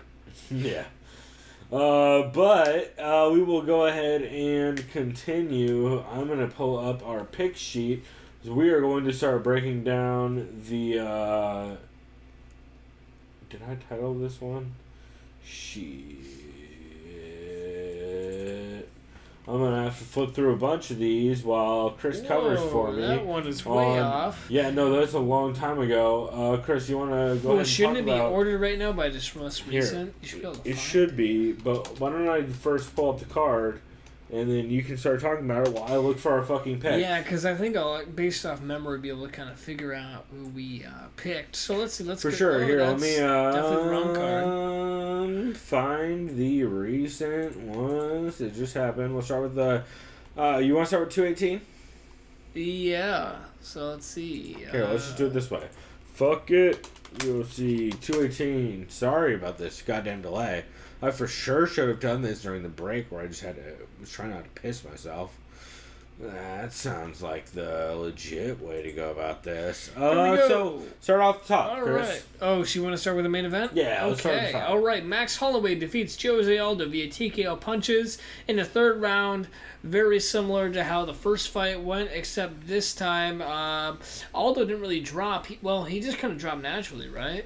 He just too much pressure this time. I mean, Luke Thomas, again, as we mentioned, did a fucking fantastic job of breaking down exactly what Max did, but the way Max was able to implement that game plan and shut down most of Jose Aldo's game, especially off of his power side, really, really affected his ability to do much in that fight. He started off looking good, like with some strong leg kicks and with some like pretty legitimate, I would say, like distance strikes. But eventually, Holloway, you can see, is just trying to eat up cardio, and that just kept portraying over and over throughout the rounds. Kind of similar to the first fight. A lot of people are saying it's the same as the first fight. I completely disagree. No, because Aldo was up 2-0 in my opinion in the first fight just by a round basis, and this time he was down 2-0 in my opinion. Yeah. This time Holloway knew how Holloway to adjust. went on the ground last time. Yeah. Whereas this time it was fucking 99% Holloway dominating on the feet. Because he made the finish much faster and more efficient than last time. Well, and just the way he was able to piece up Jose on the feet, like it was. He gave him no room for adjustment. It was pretty one-decided. I think the whole fight really. It's pretty bad. Yeah, and if you want more in-depth analysis of this one, I absolutely highly recommend watching Luke Thomas's Monday Morning Analyst, where he breaks this down. Also, he does a decent job of it on the results show for 218 as well. So he put out a specific, right after the fact, he does a results show on YouTube, which is very good. But the especially the Monday Morning Analyst, where he figures out that, as you could see, I believe it was Sunday, Luke tweeted out, "Holy shit, I found out something crazy that makes Max Holloway one of the best on the planet." And that was when he figured out that Max fought him going the exact opposite way, on a clock that he did the first time. And it's a fascinating look at how fucking strong Max Holloway's game planning game is. And man, just really interesting. So, fun fight. And especially if you go back and watch those fights back to back, it's crazy the differences you see in Max Holloway. That dude's scary, and it's going to be a problem for everybody. Which just makes me so hyped for him and fucking Frankie Edgar, dude. Like, honestly, it's that's gonna be nuts. That's probably my most hyped fight of all time right now. I don't know of anything. I'm way more hyped for that than Ngannou Stipe. Yeah, I am too, 100%. And I'm still hyped for Ngannou Stipe or DC Vulcan, which I'm also very hyped for. Z220 is gonna be chaos. Dude, 220 is Who's the main great. event? It's probably Stipe and Ngannou, so right? over under Stipe how many, and Ngannou is probably the main event. over right? under how many main events fall out of this fight? You do Just say- have an AKA. You do have an AKA no more fighter than on the one. card. It's just gonna be one. That's it. You do have It's gonna be one. Vulcan, who has pending legal issues. No, they'll be fine. They'll fight. Yeah, They'll fight. They'll fight. I'm It's hoping. gonna, this card will happen. I'm hoping. Anyway, we'll continue on. But we both had Holloway in that main event, and we both had Alistair in the co-main, which was a bad choice. Well, we thought he would take him to the ground. I would argue this is embarrassing, just like co-main event or not co-main. Heavy Hands argued that it was embarrassing. They went with Alistair, and it's just because I don't trust Ngannou's ground game at all. I still don't. Which is why Stipe is technically a bad match for him. Because people forget Stipe's got some fucking crazy power too. Well, he murdered Mark Hunt on the ground. Like, he threw like, what, 400 strikes against Mark Hunt? 390 something. Yeah. Yeah, like 395. Crazy. Dumb, which no one should live. I don't know, man. But this finish was I'll just say this. all team, all violence. I'll just say this prematurely and theoretically. Say Stipe wins, right? Say he catches Ngannou and he gets dropped and he TKOs him, say by strikes. What happens to Ngannou? Clearly, Stipe is the real deal. You have him fight Derek Lewis. Yeah. If Derek Lewis gets the win over whoever, Marcin Tybura. And then who the fuck fights Stipe? Verdum again? Like, Kane. Well, Kane's still lurking in the shadows and waiting. You know on why I'm saying well. Yeah, but unfortunately. But like the rumor was, Kane was supposed to be 220 against Stipe. So but does Kane's that mean Kane is okay? No, he's not ready. Ready or healthy? That's what I want to know. You know what I mean? Like, I think that means both. Fuck. Well, get healthy. Yeah, I think he's still recovering from whatever fucking recent surgery he had. Yeah. Either way, shouts out to Ngannou. Holy fuck! The scariest, most violent knockouts anyone's ever seen. I love one of my favorite analogies. And off balance. Holy shit. Yeah, one of my favorite analogies I heard this weekend or this week specifically was Jack Slack's name of his podcast, the Alistair Overeem Pez Dispenser. Oh, yeah. That motherfucker's head touched the back of his back. God damn. Luke Thomas also alluded to how it's the scariest looking shit of all time. And big shouts out to All Elbows on Twitter, who is the greatest, Esther Lin, who is the greatest MMA photographer of all time. With that incredible fucking picture where Alistair's head looks like it's trying to leave his body. It's so fucking scary. Man, great fucking picture. We'll keep moving on. We both had Alistair, and that did not go well. However, we did both have Cejudo in this, which did go well. And it basically went how we thought it would. Yeah, you wrestle a fucking technical Pettis. Striker. You wrestle a Pettis. Yeah.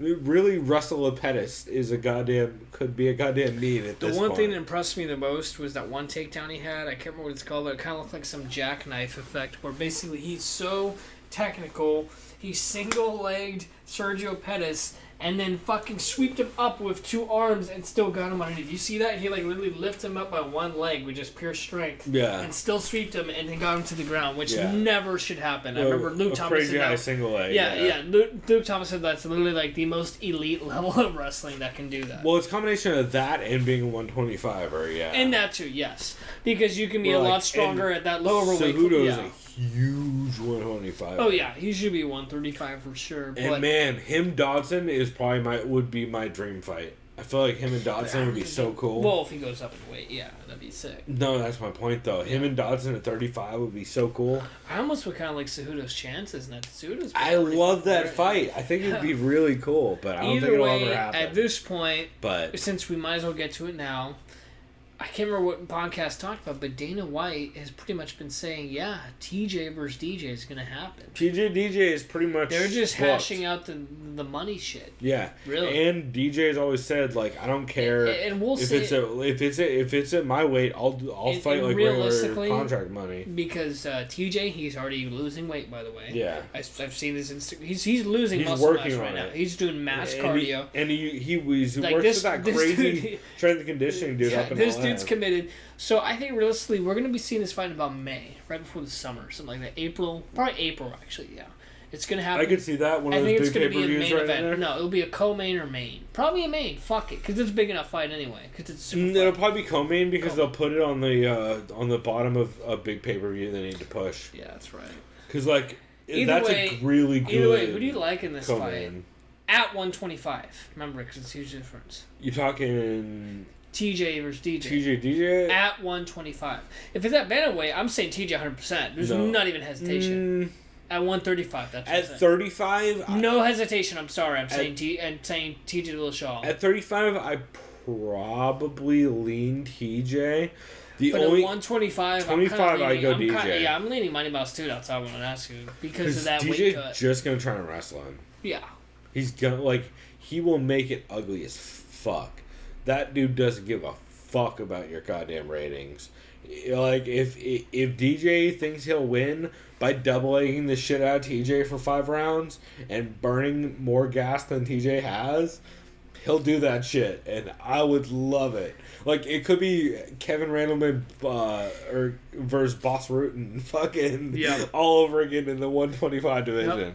But at 35, yeah, that makes it way weirder. We just had to make that real quick.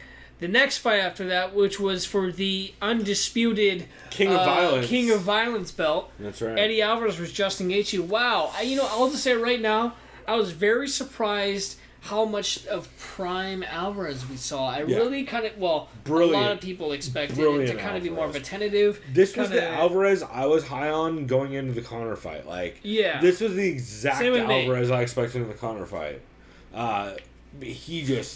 I think that Conor fight just got to him, man.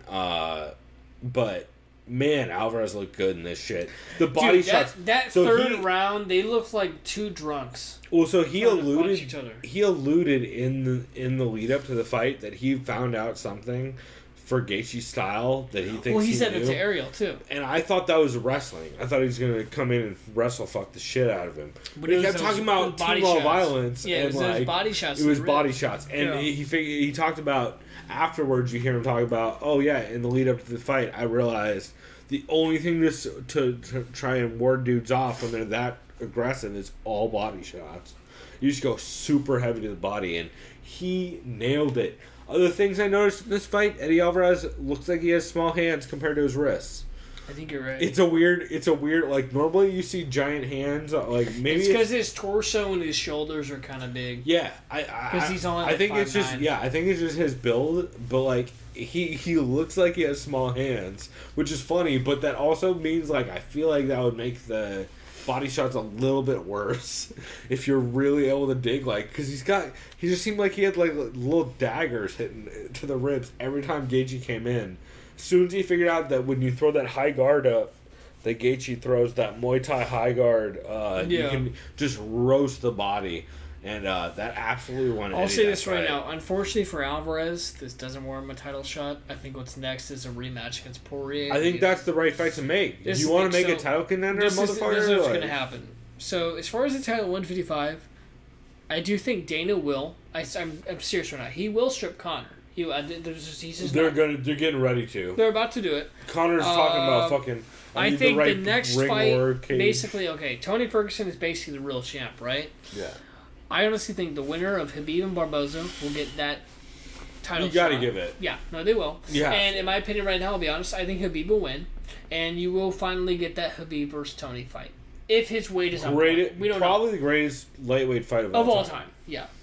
Sorry, BJ, but if it's not, it's close, man. There's a couple, if Khabib destroys, but fuck it, say it's not even close, then you can 25-0. Clearly, you're the favorite over Tony. If he just destroys, then you have to if he destroys him, then I'm only saying theoretically. Yeah. Other than that, Eddie Alvarez is kind of stuck in the middle. He's going to fight Poirier. What do you think happens to Justin Gaethje?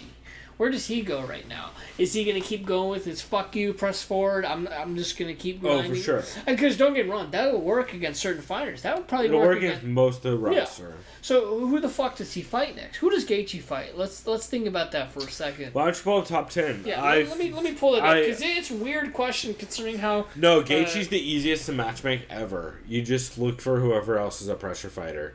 The problem is Nate wouldn't take that fight, or else that's the fight you make.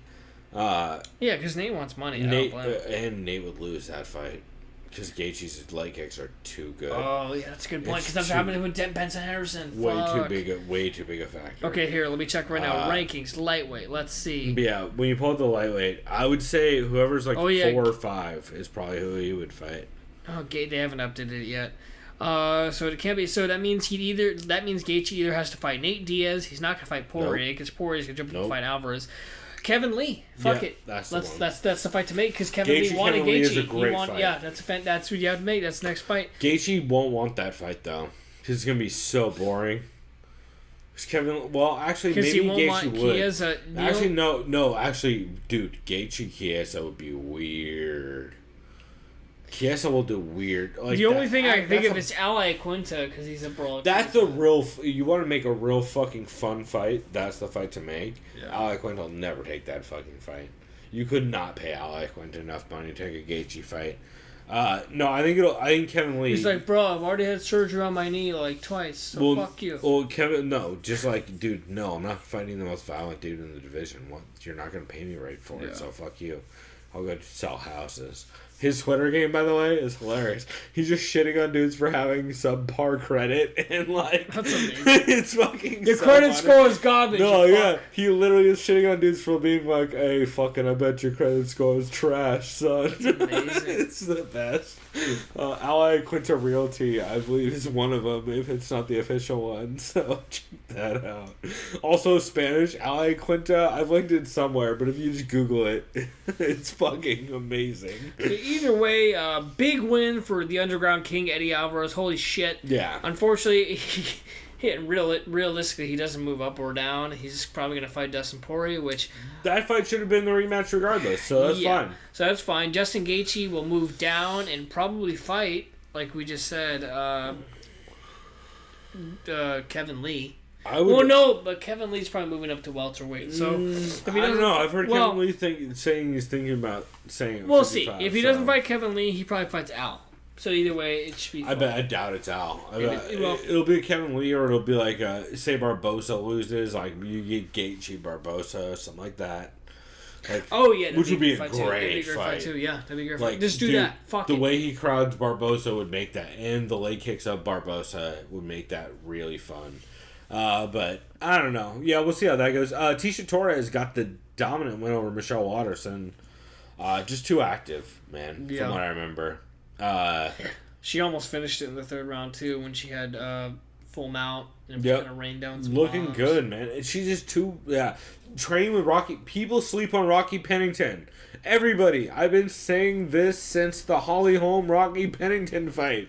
Stop sleeping on Rocky Pennington. She is one of the toughest, scrappiest girls in the division. She's the Tanya Evinger of 135 in the UFC.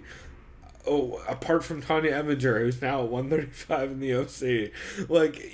Stop sleeping on her. She is a beast, and the fact that Tisha is dating her is clearly evident in Tisha's game improvement over the last couple of years. I believe Tisha is no longer working at ATT and now working out in Colorado with Rocky, too. Yep, no, that's right. I remember they were talking about... Which I believe is... I'm not positive that's Elevation with Whitman. No, in Whitman's Genesis. You're right. Who's Elevation? That's T.J. Dillashaw. With Elliot Marshall, Dwayne Ludwig, and Matt Brown. That's Elevation. That's T.J. Dillashaw. I want to say that's where Rocky and them are, but I could be wrong. No, she might be at Rain, where Katzengana used to be. No, Rain is L.A. I thought Rain was in Colorado. No, because Rain was Munoz's gym.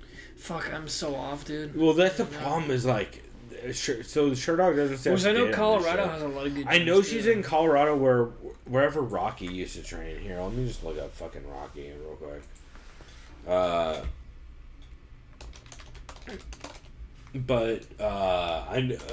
Whatever's like the difference is helping, clearly. Yeah.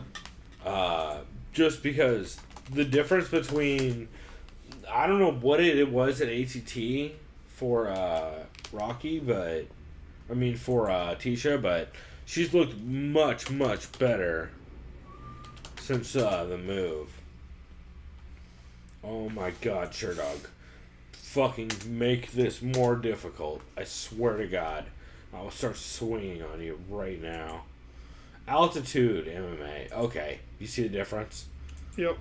Fucking elevation and altitude. I don't know.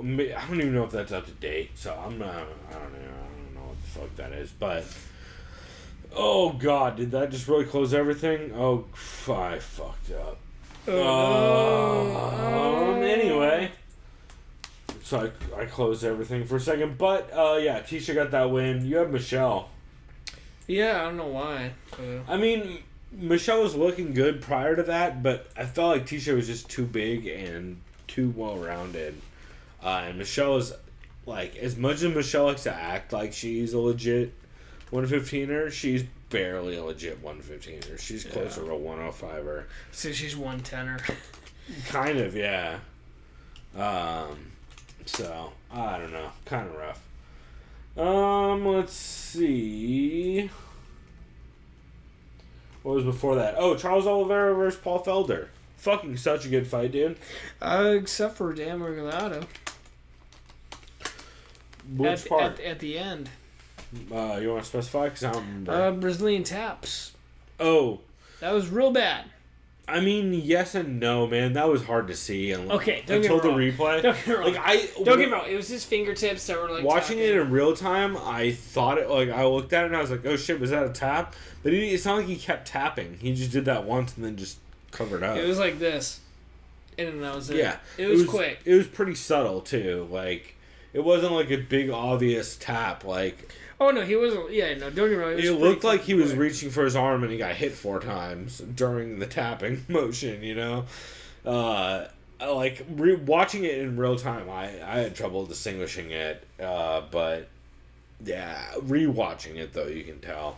Charles Oliveira hit some nasty fucking front chokes and almost finished Paul Felder when Paul Felder stuck his leg into a darce. That's right. But Felder realized immediately, oh shit, don't do that. And then I was able to get out and basically gas Charles Oliveira because the dude has a round and a half of cardio. Where, like, Charles Oliveira is nasty as fuck, but, like, he's got about a round and a half of cardio. Yeah. Been pretty decisively proven. Like, he's got a little bit of Honey Jason to him without the, I don't know, woman beating and meth use. Let's see, Yancy Medeiros and Charles Oliveira, fight of the night. Easy.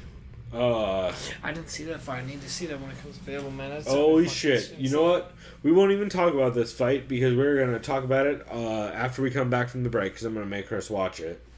So you guys can get a recap of that then because it was fucking crazy. All I know is my buddy, shouts out to Kevin in Brooklyn. He was telling me, holy shit, dude. When I saw Gaethje versus Johnson, that was the best fight of the year. Not until I saw this fight. Yeah. No, that's what I said too. And also, dude, Aldo Holloway is underrated for fight of the year. That's true. Because of the way Aldo fucking threw bombs. Like, it should not be underestimated how fucking hard Aldo was throwing in that fight. He just wasn't landing shit. But he was throwing bombs the entire time. And if it was 3 years ago, he would have been murdering a motherfucker. But dudes are crafty nowadays. David Tamer versus Drakkar Klose. David Tamer just 100% out-grappled him and out-game-planned him. So clearly Drakkar didn't take care of his underwears. That's right. Also, if you're saying the phrase underwears, I feel like your wrestling game is lacking. But Drakkar still got fucked. Yeah. Speaking of getting fucked, Felice Herrig and Courtney Casey went and scrapped like a motherfucker. And the double bird. And then Twice. threw birds at each other and didn't do shit. Which, like, I'm rarely that dude who's like, bro, you're not doing anything. But, like, hey, yo, if you're going to throw the bird, the double bird, you're both going to throw the bird, and then you're going to stand there and feint. No respect. No respect. I have no respect for that shit. Like, Yep. it's fine. I know why you're doing it. You both expect each other to run in, but no respect for fucking throwing the double birds and then just sitting there and fainting. That shit is not... Somebody's got to be the adult. Win or lose. Somebody...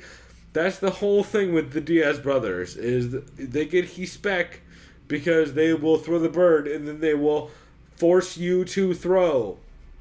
You can't just throw the birds and then sit there and throw snot boogers at each other. Anyway, speaking of snot boogers, Angela Magana's titty came out during the ABC versus Magana fight. Oh, it sucks for her. Sucks to suck. Awful fight.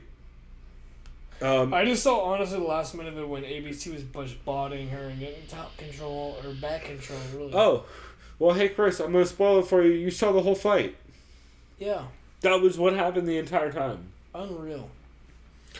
I mean, I would have murdered fucking Fantasy if I could have. So they wouldn't let you. So since there was a fight on Friday or a card on Friday, all my shit got locked. So I couldn't make any changes on Saturday. Otherwise, I would have had this as my fucking... This would have been my goddamn flex pick. Where it was a first round finish. Like, I would have been on fire in this card. I'm sorry you didn't do that. By the way, shouts out to my cousin Roxanne Modafferi for advertising Taco Bell and trying out the chicken roll tacos. I was really high. They're very good. About a day ago, and you know what? I got 2 of them, but I was like, wow, this is surprisingly good. They're super okay for being shitty. So you know what I'm going to do after this podcast? I'm probably going to get really high again and go try it out again. See, that's a like a professional. I got, shouts out to girlfriend Karen. I got, bacon burgers in the fridge that I'm gonna make that I had last night. I'm gonna have it again tonight, like a fucking fat kid. So I was like, yeah, yo, dude. you know, it sounds great. Burgers all the goddamn time. Let's go. I eat like a 4-year-old. All right. Yeah, we mentioned Felice Herrig getting the win over Courtney Casey. Super close. Could have gone either way. Bobby Cooper snagged the fucking shit out of the win over Mangana, which was super sad. Abdul Razak Al Hassan took the win over Sabah Hamasi via Herb Dean fucking up horribly on the stoppage, which... Oh, I heard about that. So whatever. We made the right call, right? So what the fuck... Oh, no, you changed it to Hamasi. No, I changed it to Hamasi day of, and that was mostly because, like, I still think Hamasi would have rallied and won via cardio, but Herb Dean had a panic attack and was standing at a bad angle behind Hamasi behind one of the two of them, where he was, rather than, you're always supposed to be, according to John McCarthy, always supposed to be 90 degrees to the fighters.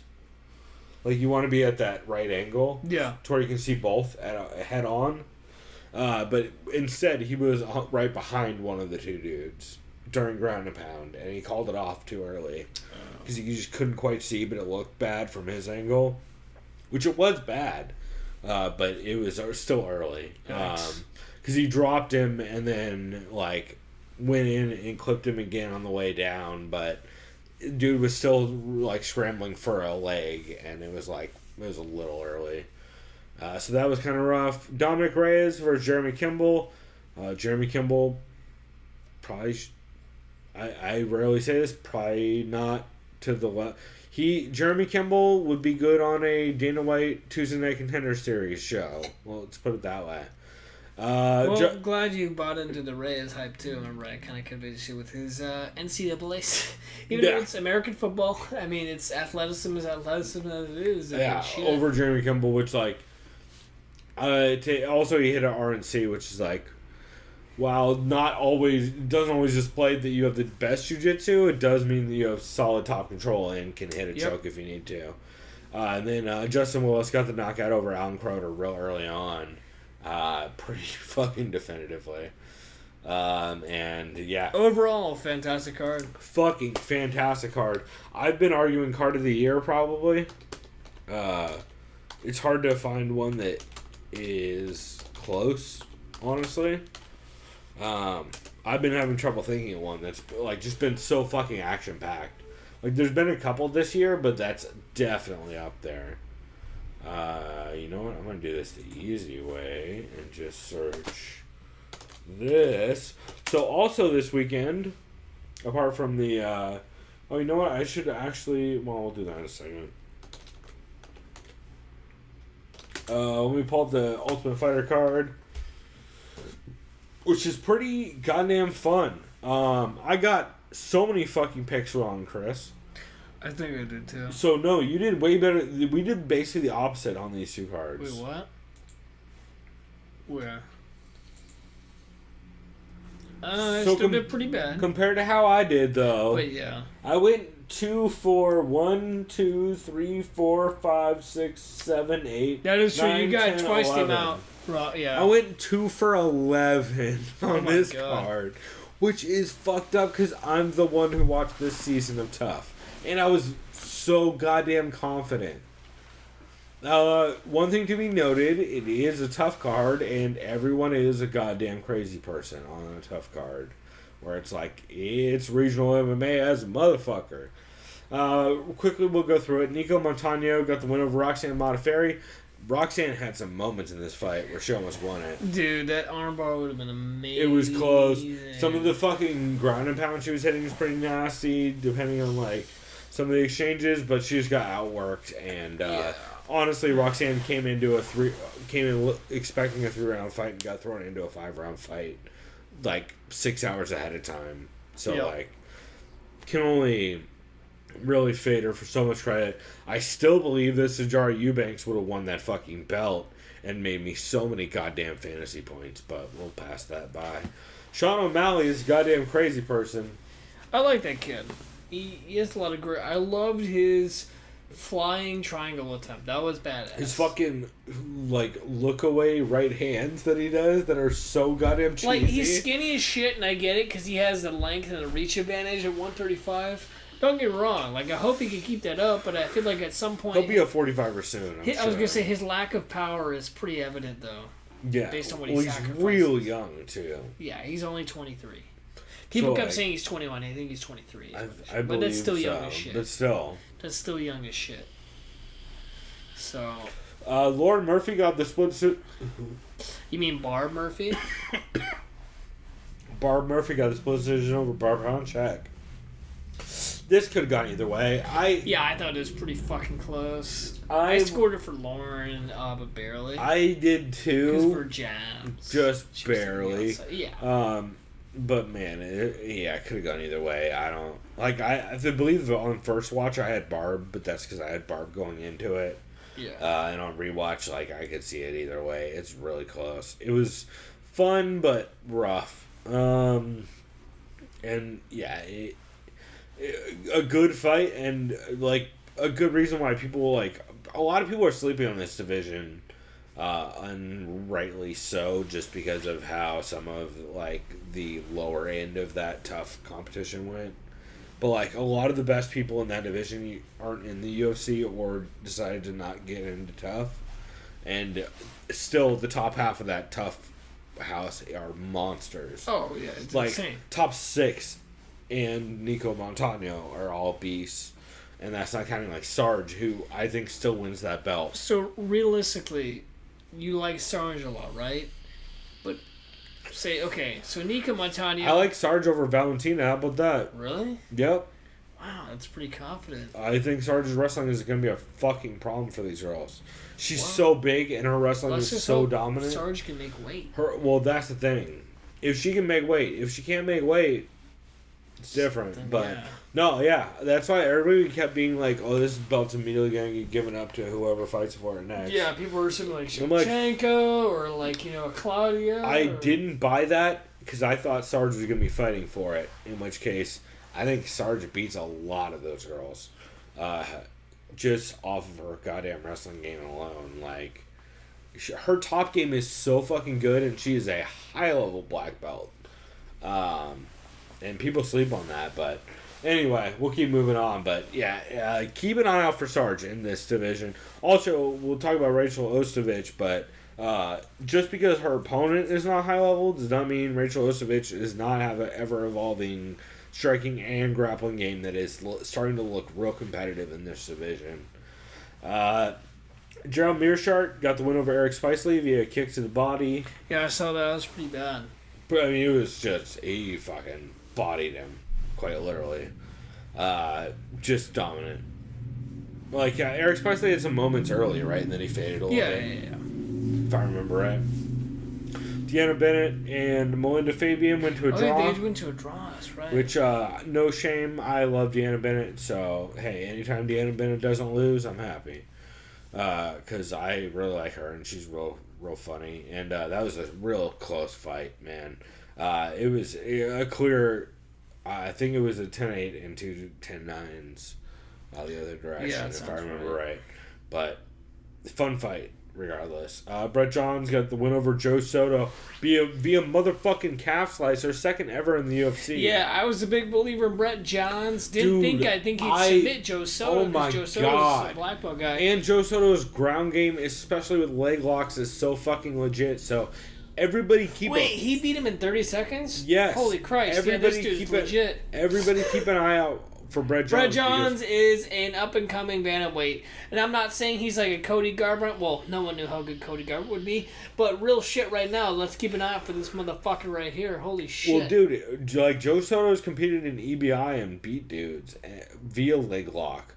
And fucking Brett Johns caught him with a calf slicer in the first round off a counter to a leg lock. So, like, dude is legit and shouts out to Wales being represented well by Brett Johns. Yeah, where the fuck did that dude's jiu-jitsu come from? Like, what the fuck? Everyone needs to go do the Mumbles Mile, evidently, and step their jiu-jitsu game up. There's a sweet Wales reference for no one, because no one... Everyone go watch Zane Lamprey's episode on Wales of 3 Sheets. Google 3 Sheets Wales. To be fair, last time I saw Brett Johns talk, he looked like he was mumbling, so that makes sense.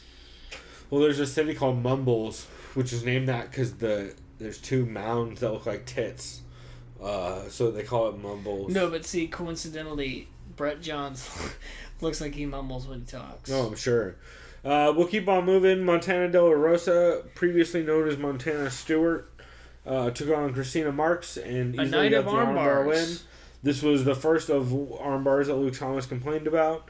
Ryan James took on Andrew Sanchez and got the TKO in the third. We both got that wrong. Holy shit, what a goddamn fight, though. Andrew Sanchez was, like, beating the shit out of him, and Ryan James just was able to cardio his way through and get the win. Turned it on. Crazy fucking win. Really, really surprising. Rachel Ostovich got the first round armbar over Karine Gevorgian, who is out of Argentina. And You mean Armenia? Armenia, thank you. Like your boy Edmund? Yeah. The least reputable... Armenian MMA fighter? Yeah, the less reputable... Armenian MMA source? Yeah, I was going to say MMA country. Yeah, and that's why I confidently had Rachel Ostovich in both of my leagues this week, which I earned hella points for. Shayna Dobson got the win over Ariel Beck via TKO. Yeah. Via fucking Ariel Beck kind of just getting beat up and dying immediately after the commentators giving her credit for being country tough. She just kind of got bodied. And it was in a weird way. I don't know. I like Ariel Beck. She seems nice, so I don't know, whatever. And Jillian Roberson got the this was the craftiest of the arm bars over Emily Whitmire, where she hit an arm bar in a transition that, if you go back and watch it, it's actually really crafty looking. Maybe it's just because of the angle it's at a really weird angle, and it's like kind of off the fence. Yeah. But it seems like it comes out of nowhere when you watch the fight, so pretty fucking cool, but great goddamn card, and one of the best weekends of fights I've seen probably ever. Between that card and the other card, it was solid. incredible. Shout out to my cousin Roxanne Modafferi. Now you don't have to get murdered by Valentina Shevchenko or something like that, so that's great. Right. And she'll probably still be signed by the UFC. She 100% got signed, yeah. For another fight, so. That's great. So we will moving on. We'll take a quick break, and then we'll be right. back with our UFC Fight Night 123 Swanson vs. Ortega picks. Also, I will briefly mention some of the Invicta 26 fights you should keep an eye on that I think will be fun. And we would normally cover Bellator. However, Bellator is tape delayed. So since they don't care, I don't care. So we will be back here in a second. But for now, you can listen to a clip of the No Shame podcast with... oh my god, what's his goddamn name? Houlihan. Patty O'Houlihan. Yeah. Patty O'Houlihan. No, I keep trying to say O'Houlihan too. That's what's fucking me up. Patty the Hooligan Houlihan, who had a great clip talking about, I forget what it was. It's great though. We'll talk about it when we get back. Also, we will watch the fight that Chris did not watch that we need to see. So check it out!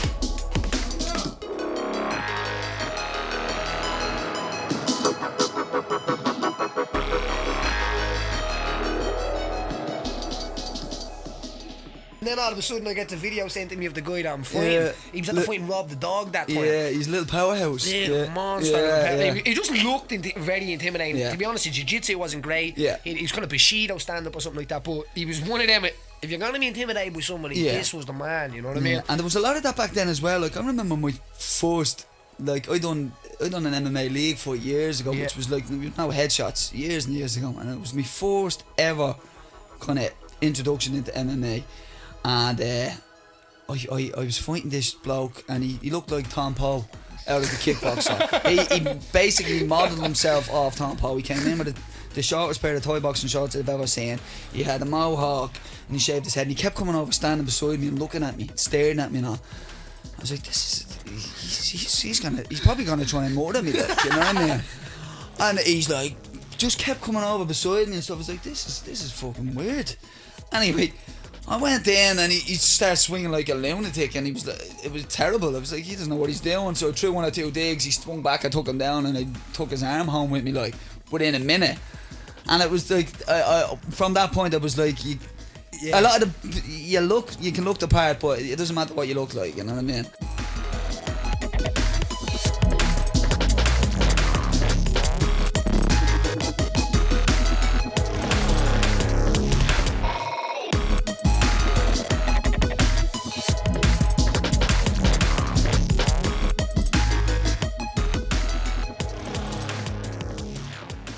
Alright, we are back. That was the most Irish sounding shit of all time.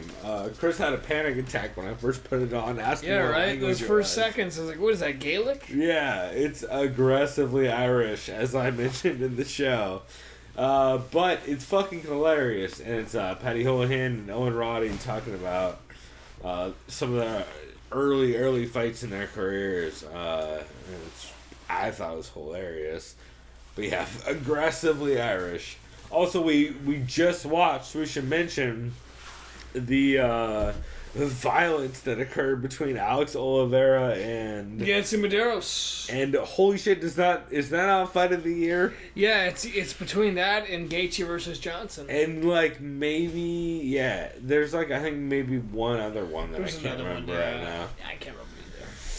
But there was another super violent fight. But yeah, it's got it. If not number one, it's pretty clear number two so far. It's crazy as shit. So anyway, we will get into our picks.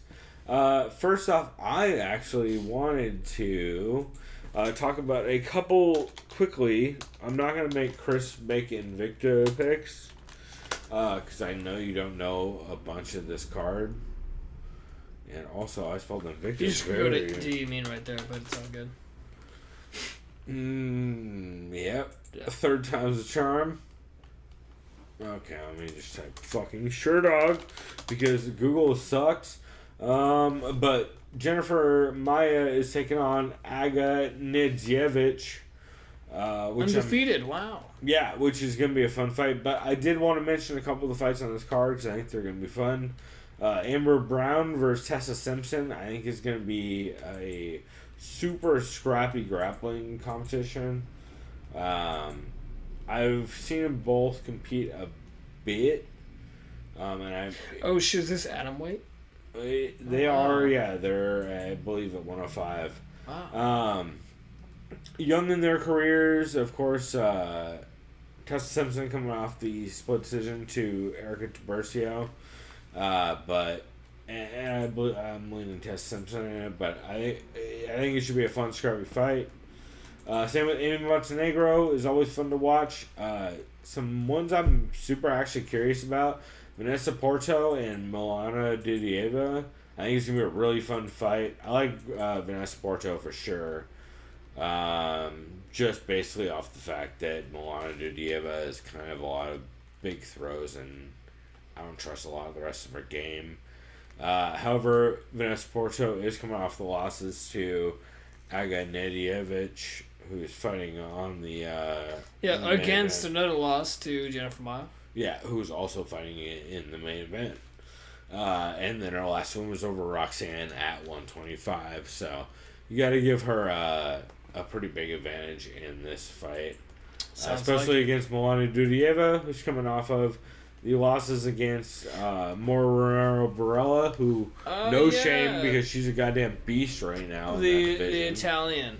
Yep. And also... who drastically improved her game, holy fuck. Actually, and also her losses before that are Marion Renault and Juliana Pena. Okay. Which are all fucking respectable ass losses if you're going to take them in that division. Elizabeth Phillips has a win over.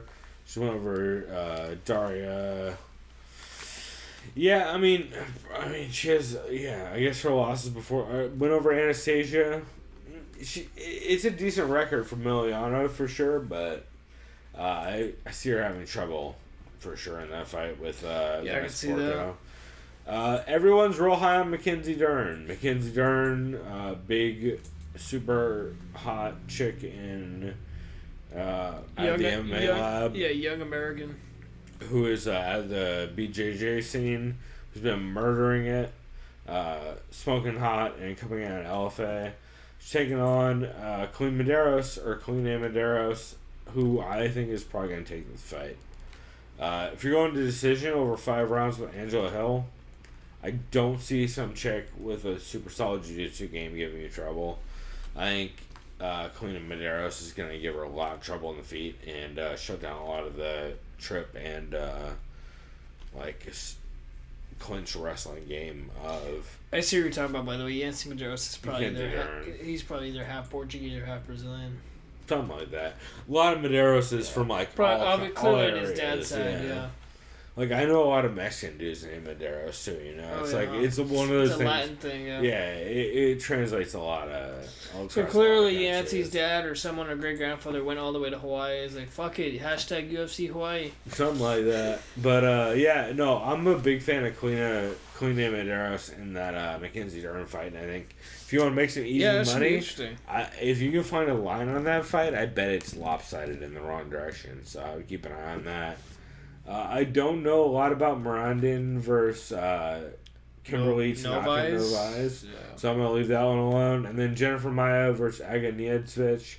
I like Jennifer Maia mostly just because I think Jennifer Maia is she beat my cousin. Well, yeah, a little bit more experience against super top level grapplers, which I think is going to be a lot of Aga's strength in this fight.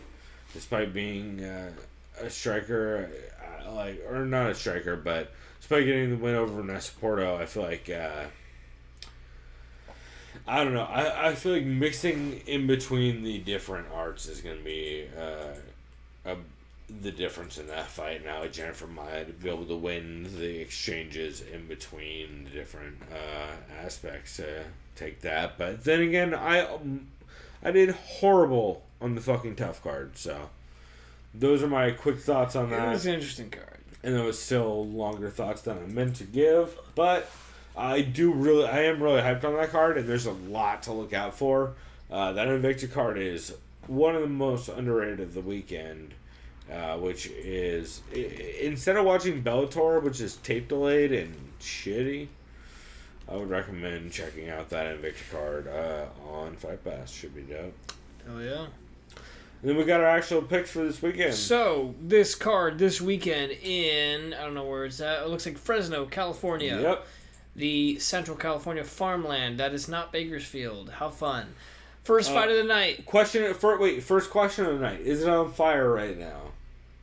Because I know Southern California is on fire. No. Is that far north on fire yet? Not yet. Okay. Yeah. But it's not that far off, We're though. probably closer to being on Ventura, fire than them, right? No, but Ventura's on fire, and Fresno's not. I mean, it's a lot of distance, but, like, San Diego is... No, trust me, we'd be on fire before Fresno. Oh, we're about to be on fire because North County. Let's hope not. Well... We don't want another 0307. Sometimes I kind of do, though. No, you don't. You Like, maybe I want 2 days off. I hate this fucking you building. psychotic motherfucker. I live in a shitty apartment, Chris. I don't have... I could throw a lot in the car. You know what I'm saying? I got you. You've been in this apartment. No, trust me. My house almost burned down when I was in Tirisana in 03 and then almost again in 07 because we live in Mr. Trails Park. Well, my dad does right now. And I don't want my dad's house to burn down. No, well, that's a good point. Your dad's house is pretty tight, so I'm on board with that. Do you want more scoping on tap? Exactly. Point taken. Good point, Chris. All right. So we got 2 fighters I have never heard of, and no disrespect to either one of them. Even though we've watched some of their fights tonight, or at least I have. I guess you weren't around for these yet. I have not. Antonio Braga Neto is taking on Trevor Giles. Trevin Giles. Trevin? Oh, sorry. So clearly his parents were like, no, it's Trevor, no, it's Kevin. So both. Yeah. As you do. I mean, I don't know how else to explain that name. No, Clearly. I'm on board. That's the only reasonable explanation. I mean, it's unique. I'll give him that.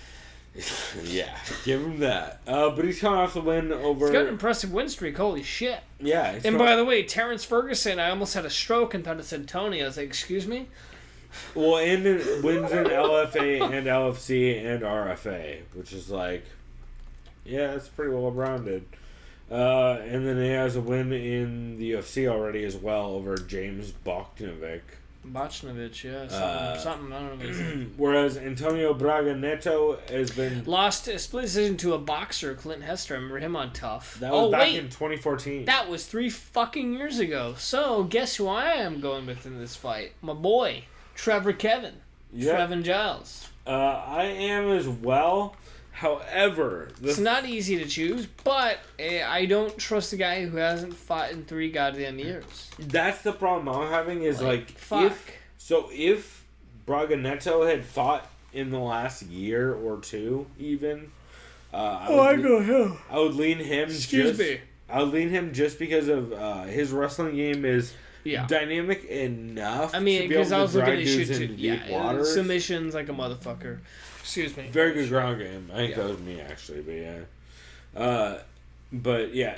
Overall, it's tough, but the time off and the fact that Trevin Giles, when he gets space on the feet, he can actually throw hands a bit.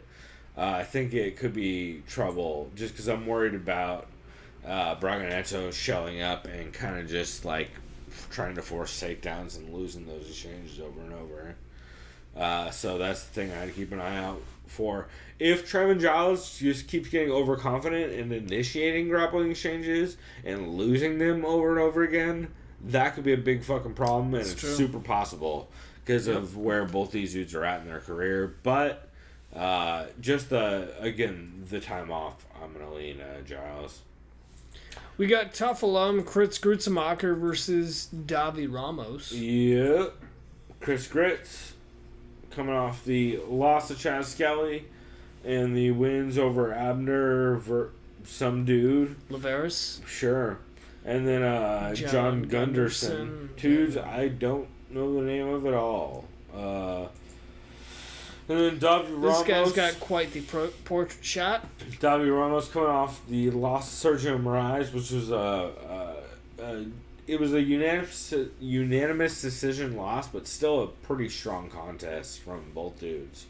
They both like had their moments, and he hung in there at least with Sergio Moraes, was just saying something. I noticed this guy is a submission artist based on his finishes and losses. Chris Grutzemacher is more of a wrestler to me, at least when I 100%. watched him on Tough, which is why I'm going with him. I think he's skilled enough in his wrestling to negate this guy Ramos, the Brazilian's BJJ attempts. I like Grutzemacher, and I like his knockout potential power. Yeah. Based on what I've seen and what his results show. I'm leaning Gretz too. Probably TKO, probably late. The only thing that worries me a little bit is David Ramos is kind of crafty. But I think he's going to get I think he's going to get outworked in this fight, essentially. I think the same way Sergio Moraes outworked him on the feet, I think Chris Grutzemacher is just going to outwork him in the grappling and win every exchange until he gets exhausted.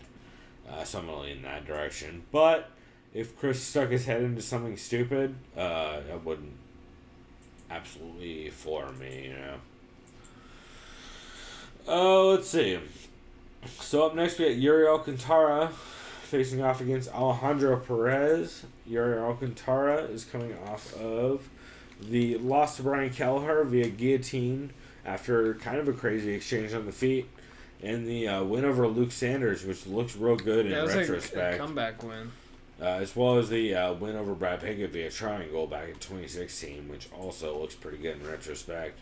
And he is taking on Alejandro Perez out of Mexico, who is coming off the win over Andres Tucumtat, whose name you'll hear a lot tonight, as well as a draw with Albert Morales, who you'll also hear tonight.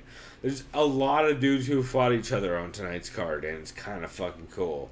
Like, whatever weird ass... Tonight for MMA Math and Rock, Paper, Scissors. Yeah, it's a lot of rock, paper, scissors tonight. We're going to learn a lot about divisions as a motherfucker. And I mean the AKA unranked parts. The bantamweight unranked. Yeah.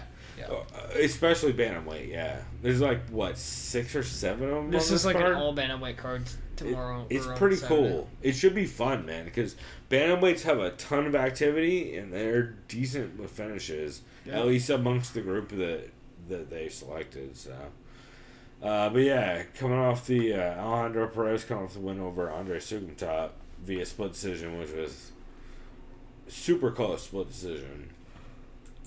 Which way are you leaning? I'm gonna go with Alcantara. Are you? Yeah. I'm gonna go Perez off of cardio. Alcantara's been fading super hard lately, and while I feel like Yuri is the right pick in this fight, I don't have any faith in Yuri to ever not fade at this point. I've seen him fade a couple times in a row, and it makes me nervous. So I'm gonna go Alejandro Perez. Would not surprise me if Yuri Alcantara just fucking smashes him with a giant strike, like a giant, a left hand or a head kick or something, and then just chokes him unconscious. But I just feel like Yuri Alcantara is gonna come out real strong or real cautious, and either way, he's gonna run into trouble off of it. Let's see what else we got. Frankie Saenz versus Merab. Chris, I'll let you pronounce this one. Merab Dvalishvili. Sure. Dvalishvili? I have no fucking clue. I have no idea. Dvalishvili. Yeah, Dvalishvili. As you said. Dvalishvili. Yeah. You know what? We need to listen Dvalishvili. We for sure need to listen to more UFC Unfiltered, because he is Saralongo, so I'm sure they've talked about it. Where's he from? Oh, he's an American. Cool. Yeah, Saralongo. Crazy last name. Merab. Not a crazy first name. He's coming out of ROC, which is, if you guys don't know, Combat. Yeah, ROC is the league on the East Coast. It's Consider it the Remember Chris LFA White or that the knocked the fuck out Uriah Hall. Yeah, a bunch like of back dudes. in 09. Bunch of murderers come out of ROC. Aljamain Sterling fought in ROC, I believe. Quinta, I believe, fought in ROC. A lot of Serra-Longo guys, and he is coming off of a bunch of fucking finishes. Actually, he's coming off of 2 finishes and then a bunch of decisions, but like 2 definitive sounding decisions on paper. Finishes, on paper. And he is taking on Frankie Saenz. Team Fight Ready, who's coming off losses to Augusto Mendez. The Brazilian Jiu-Jitsu practitioner. Yep. Eddie Wineland, the scrappy veteran who's still fighting and still in the top 15, which is hard to believe. Yeah. And Uriah, when he got banged up by Uriah. Yeah, but and Uriah, almost won that decision, though. Yeah, Uriah did not look good in that fight. Which means I am going with my boy. Well, he's not really my boy, but I'm going with Mirab Dvalishvili. Yeah, I have to, too. I just have to. No faith, I would like to point out in my pick. I have 0 faith that Mirab is going to win this. The only reason I'm picking Mirab is because Frankie Saenz worries me. And because Mirab has been coming off of some fucking gnarly-ass finishes. And he's out of a solid camp, and ROC is legit. So, I'm leaning that way. Not a lot of faith, though. Yeah, no, I don't have a lot of faith either, but... Alex Perez versus Carl Jones de Tomas. I've heard this name before. But... So, Alex Perez, coming off of the Dana White Tuesday Night Contender Series win over Kevin Gray, as well as a CFF C64 win. That's the one we went to, huh? I believe we were at March. We were at that show. Wait. Oh, 64. Yeah, we were there. Well, to be fair, at the end, you were barely there. Yeah. But you were having fun. I was there in body, not necessarily in spirit. I got a little drunk at that shot. It was that shot. And you were already pre-gamed like a motherfucker.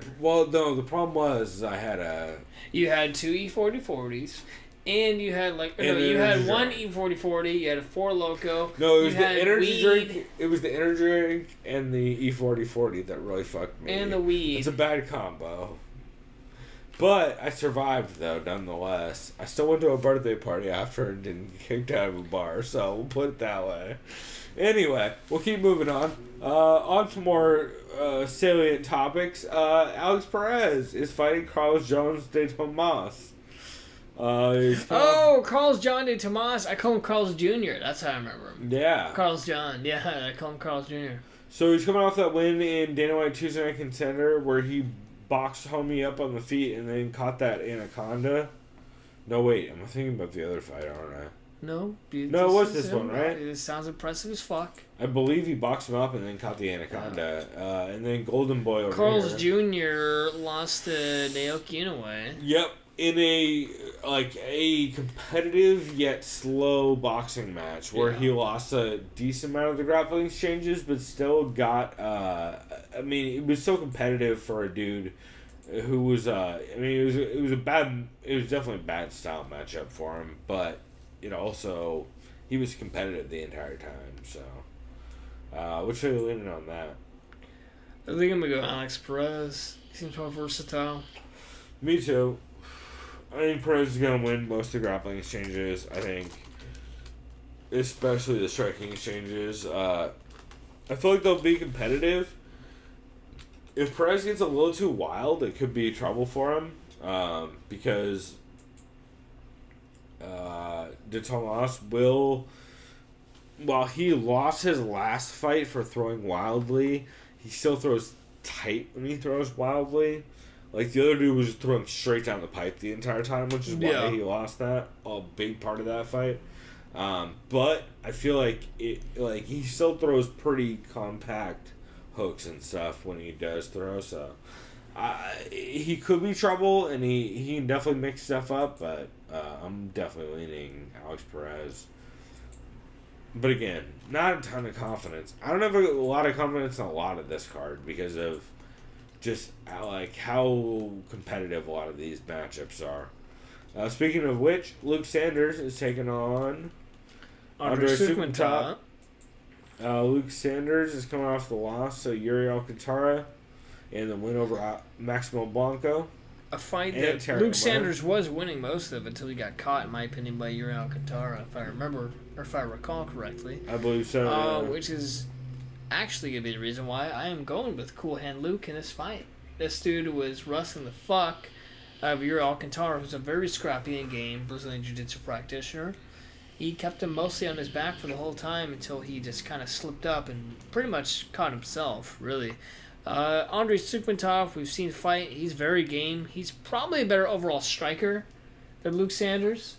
But I just got to go with the wrestling. 1-to-1, yeah. Like if they were going to compete in like Muay Thai or kickboxing, I feel like Luke Sanders would have mad trouble.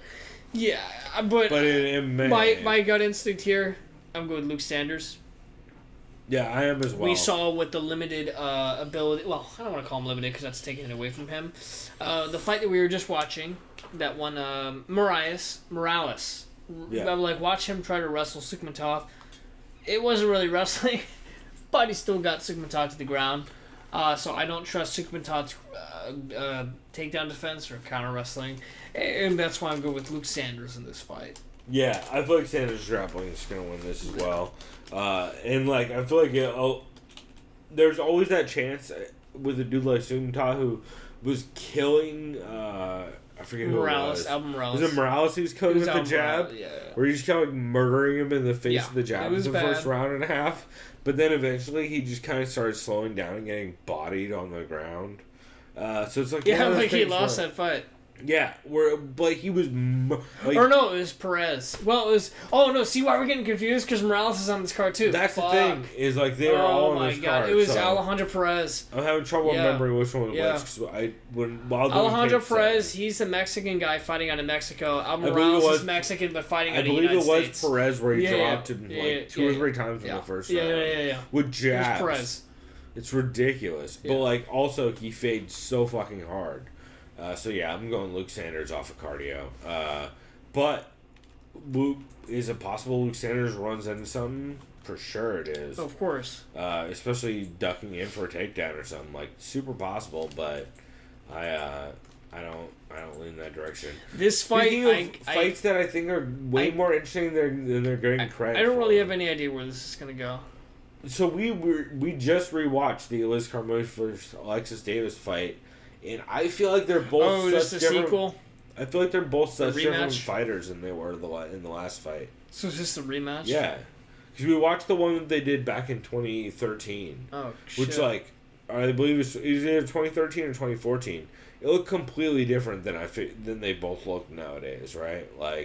Alexis Davis looked way more competent on the feet and way more willing to throw. Liz Carmouche looked way less competent. Is Alexis Davis everything. the Olympic medalist? No, Alexis Davis is the very high-level Brazilian Jiu-Jitsu black belt.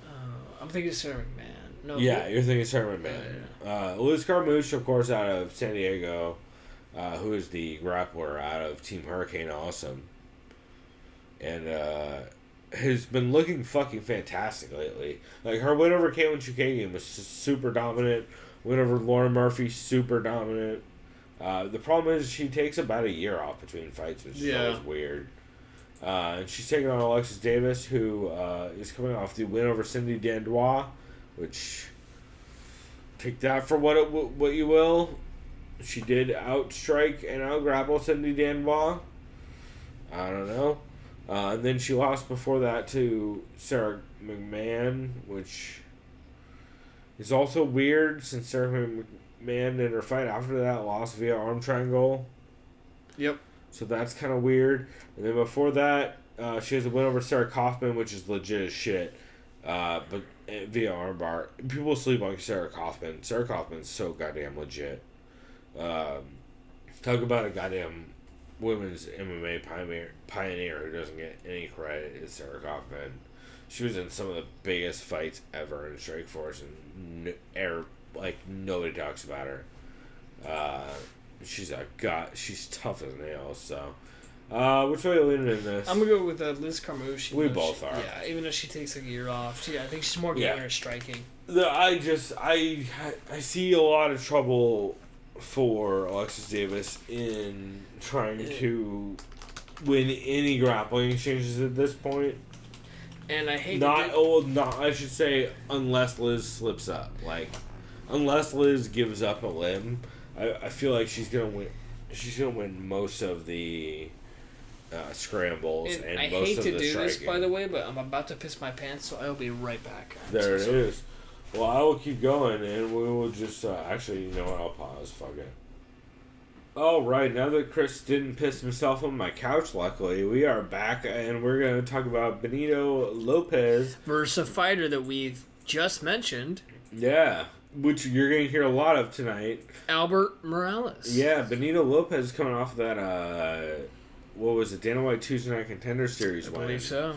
Which we watched, which is impressive. I'm still confused why they count as regular fights, but Ultimate Fighter doesn't.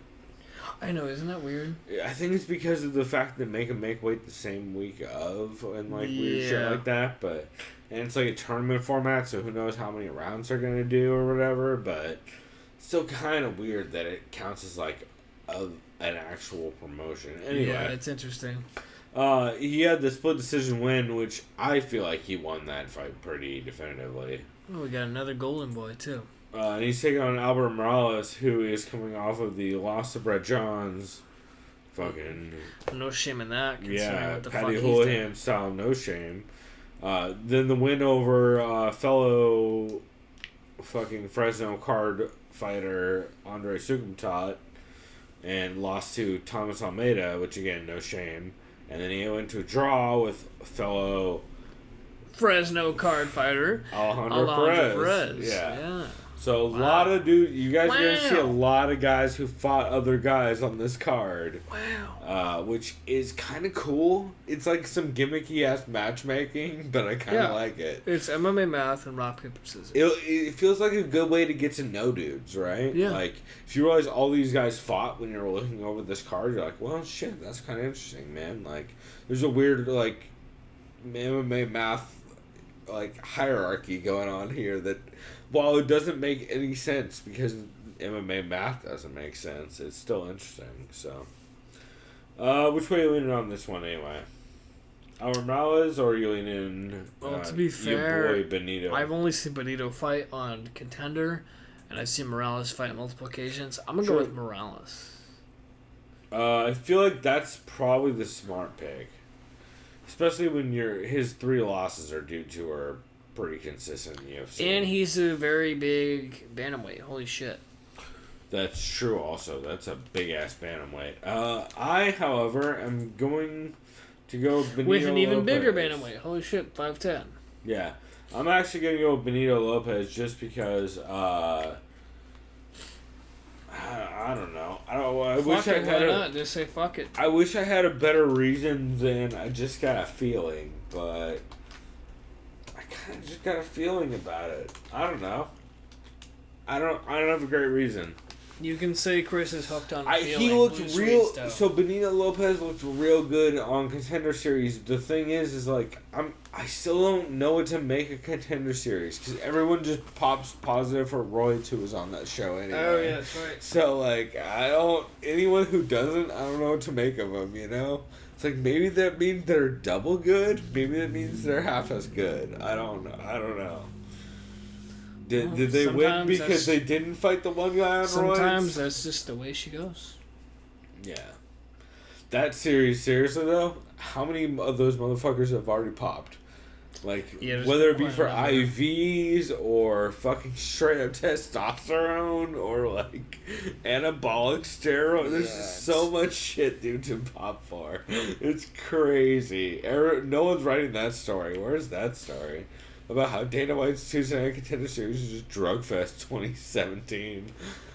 All right. Now that I've alienated 100% of the UFC, we got Eric Anders versus Marcus Perez. And Eichenberg. Sure, go. I was gonna let you take it. Yeah, So. I'm just kidding. No, Ecklenburg, yeah. Where's he from? He's got to be from Germany. Spelled Marcus with a K. Why don't we take a look? Oh, He is out of I was Wow, Rock he has like Hill. the most German name, sans his middle name. Wow. If anyone Okay. knows of the Hitler story, Well, there clearly were some that- Germans that escaped to Brazil. Wow, that would the Hitler stereotype, right? Well, way to go, Chris. Clearly, this guy's dad is from Germany and his mom is Portuguese or from Brazil. So, are you going to go with, as you would say, the Hitler Brazilian, or are you going to go with Eric Anders, who clearly impressed us in his UFC debut? Well, first off, I'm not going to go with the Hitler Brazilian as you describe him. Can't do it after you describe him like that. You know why I did that? Because I already knew in advance, premeditated, I'm going with my boy Eric Anders. Well, based on the fact that he flat out didn't TKO, he fucking killed KO'd Rafa Nadal, who is pretty decent. Yeah, he's super good. Yeah, and if you do that in your UFC debut, you got my vote in your next fucking fight. Until you face a top 15. Which, seems inevitable for this guy. I'm on board with that as well. Yeah. So good luck to the German Brazilian. I would not be surprised Marcus Eichenberg. I would not be surprised if we were shocked about him getting just out grappled. And I thought that was open, so that scared me. It was close to being open. Yeah. Thank you for reminding me. I need to open on my cue. Modelo, which is a proud sponsor of the UFC starting in 2015. I probably shouldn't have thought about 2018? Yeah, whatever year it is. I thought it was 2014, bro. Even close. What the fuck year did it? Wait, what? Fellow audience, this podcast is unofficially sponsored by Zions. This podcast is also unofficially sponsored by the year 2014, evidently. I don't know. Maybe that's the last time I thought I bought Modelo. Anyway. Yeah, no, LFA is cool. What are we doing? We both agree that Eric Anders is going to flatten Marcus, the German Brazilian. Yeah, he's also a hilarious comedian. That's right. So, next fight on tap for us. We wish we had a tap here. Is Scott Hot Sauce Holtzman versus Daryl. I survived against Habib, kind of. Horcher and Magomedov. I mean, to be fair, after that fight, he did have a very good fight with Devin Powell, which won a split decision. Still. It was a tough fight, and it was scrappy as shit, from what I remember. But Scott Hot Sauce Holtzman has been on a decent run with a win over Michael McBride, lost to Josh Emmett, win over Cody Pfister, loss of Drew Dober. Yeah. So, strong wrestlers seem to be having problems. Yeah. Based on his record. And Daryl Horcher, if I recall, Reclec is a boxer. Boxer with decent wrestling. The reason why people don't think he has decent wrestling is because he came into the UFC by fighting Habib. Yeah. Which, if you're fighting Habib on your first fight, your wrestling doesn't look good. That's just the rule. Yeah, even DC has said so. Dog, fighting Habib is like fighting yeah. You know how fucking everyone's wrestling, literally anyone. You know how Tyron Woodley's wrestling looks compared to Khabib? You know how Ben Askren's wrestling looks compared to Khabib? Remember, Ben Askren has said publicly Ben Askren one of the best is the GOAT wrestling match. He was literally saying one of the best pure wrestlers, and he's not even a regular wrestler. He's so high on Habib. Yeah. He talked about it with Luke Thomas before a couple times. Yeah. It's incredible, so... Anyway. Which is why still Habib has that shot at the title, really. Yeah, he's the scariest man alive. He's the scariest. Like, don't get me wrong. He's don't get me wrong. I like Tony's chances still, and Tony has every right to talk shit. Oh, for sure. No, but I'm saying real shit though. If Habib though if he's healthy, that is a bad matchup for Tony though. For everyone. If Habib can do to everyone else what he's been doing, I have you in crucifix. You must give up. Like, if he could just Ben Askren everybody, then you know what? Here's the dream. Dude, he could probably beat some welterweights. He could probably beat RDA. Here's the greatest. You want to hear the greatest series of welterweight MMA contests of all time? Habib ruins everyone. Ben Askren is like, I want that title shot. Yeah. And they just have the ultimate wrestler versus wrestler MMA fight that's ever happened. It'd be great. 0 striking, 100% wrestling, all ground and pound. It's just all gift wraps and head punches the entire goddamn time. It'd be beautiful. I also would take Ben Askren in that goddamn fight all day. Even though I think they're the same size, but man, now all I want is that fight. How do we make Askren versus Khabib happen? I don't know. He probably has to win the lightweight belt. He would never take that fight. Yeah, no. Why would you ever do that? Anyway, Holtzman versus Horcher. Which way are we in? Did we decide on this? I think we're with hot sauce. Holtzman. Are you? Yeah, but it's still kind of... I could see Horcher I getting... feel like I was going that way, but I think I went back the other way. I'm going with Horcher. Off of Top Control. That's smart. But I know very little about both dudes, so... This fight, though, holy I'm very fuck. excited about I this actually next forgot one. about this fight. This is one of my favorite considering fights on this that card. Marlon Moraes was like, a shot in the shabby! Give me the shabby!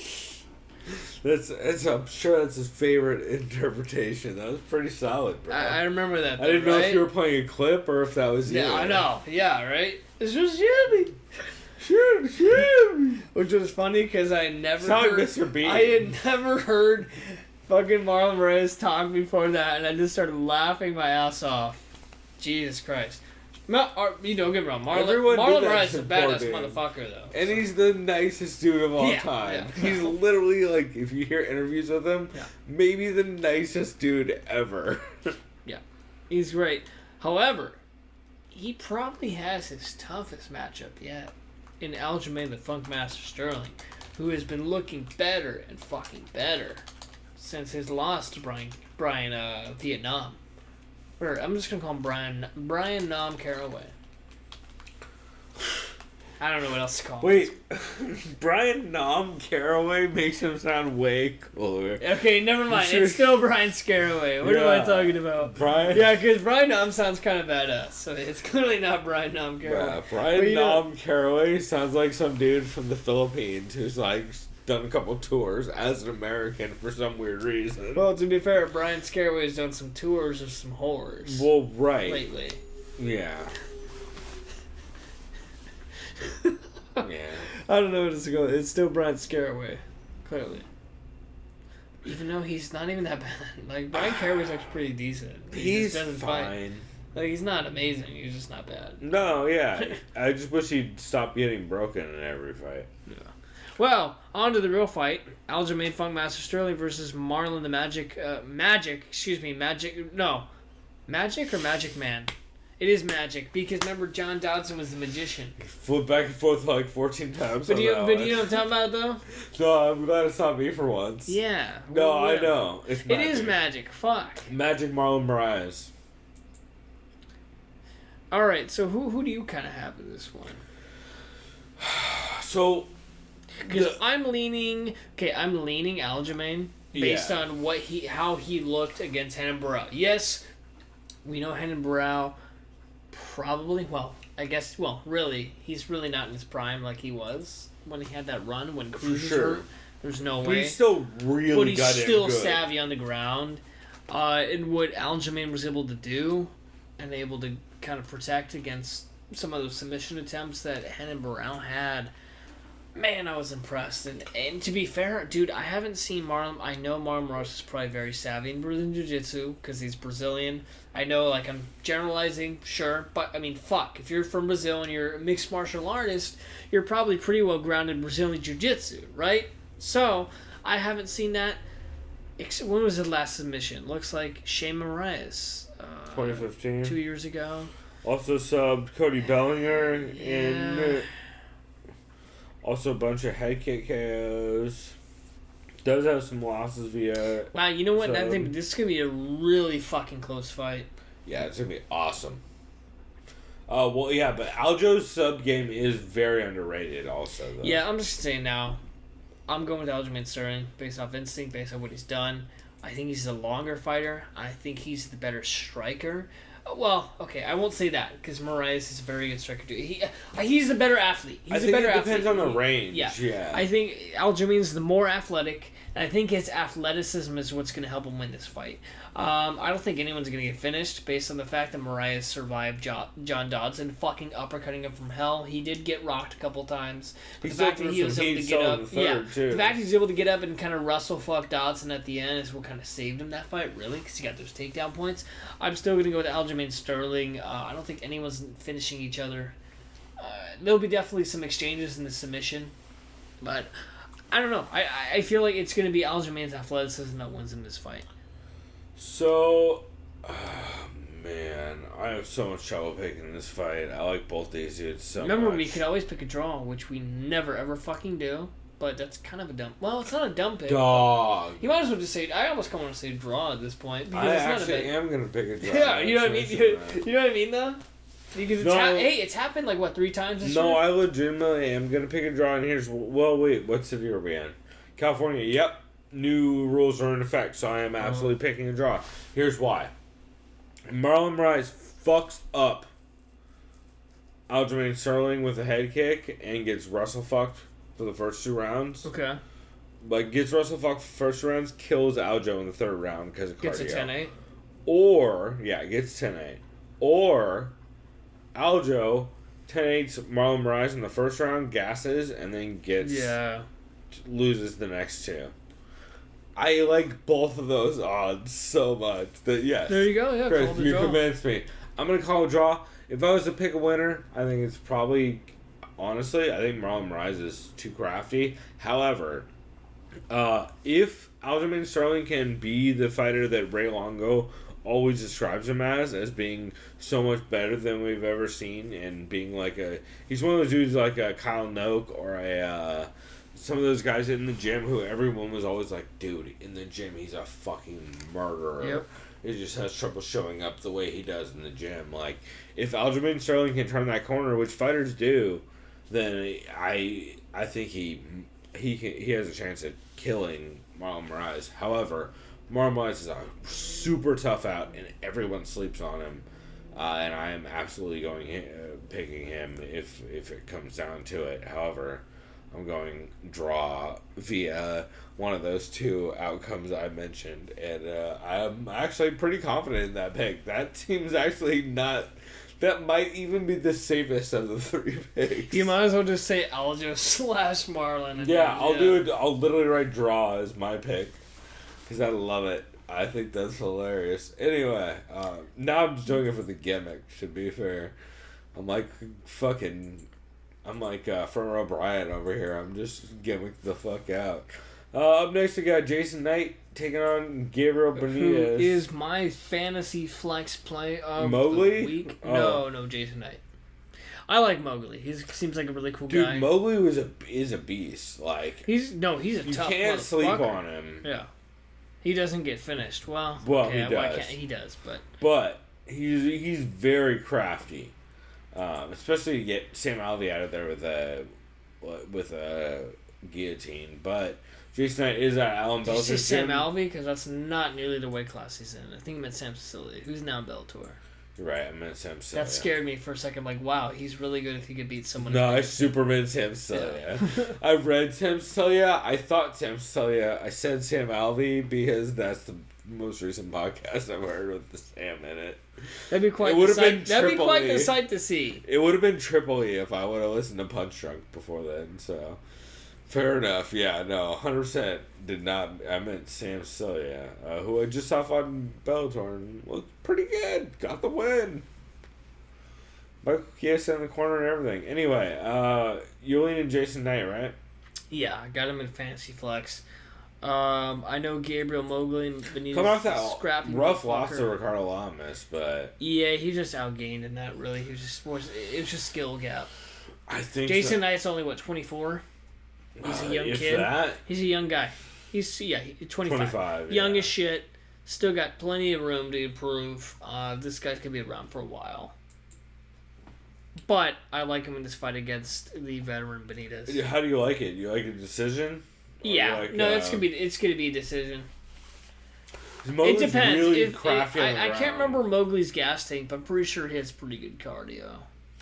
I mean, if you're beating But I do remember Jason Knight, I think, is a brown belt at least in Brazilian Jiu-Jitsu. Is he? I believe so. I believe he's pretty fucking Possible. crafty on the ground.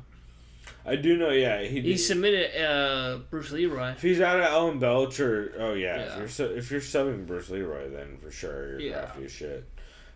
Yeah. You know what? You talked me into it. I'm going Jason Knight in this fight. A.K.A. as well. Hick Diaz by some people. Actually, now that you're breaking this down, I think that's a super smart fantasy pick that you grab. Because that's yours for this Yeah, week, Cole right? Man. I was like, oh, fuck, Jason Knight. So we'll get to mine here in a second, but Oh. if you want a backup though, I would say like what backup fantasy pick are you leaning towards?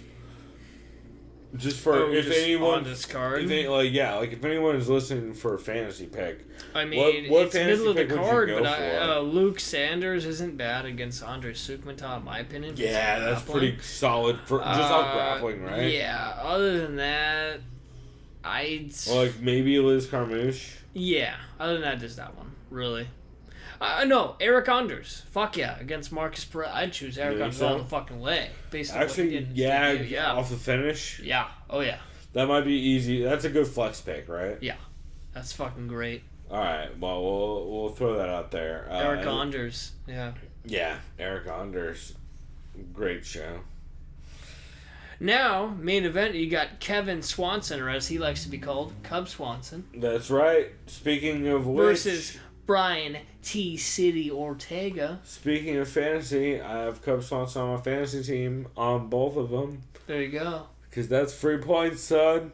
Everyone's like, AKA, you're the leader this quarter in points. AKA, I get bored at work and try and follow fight announcements via.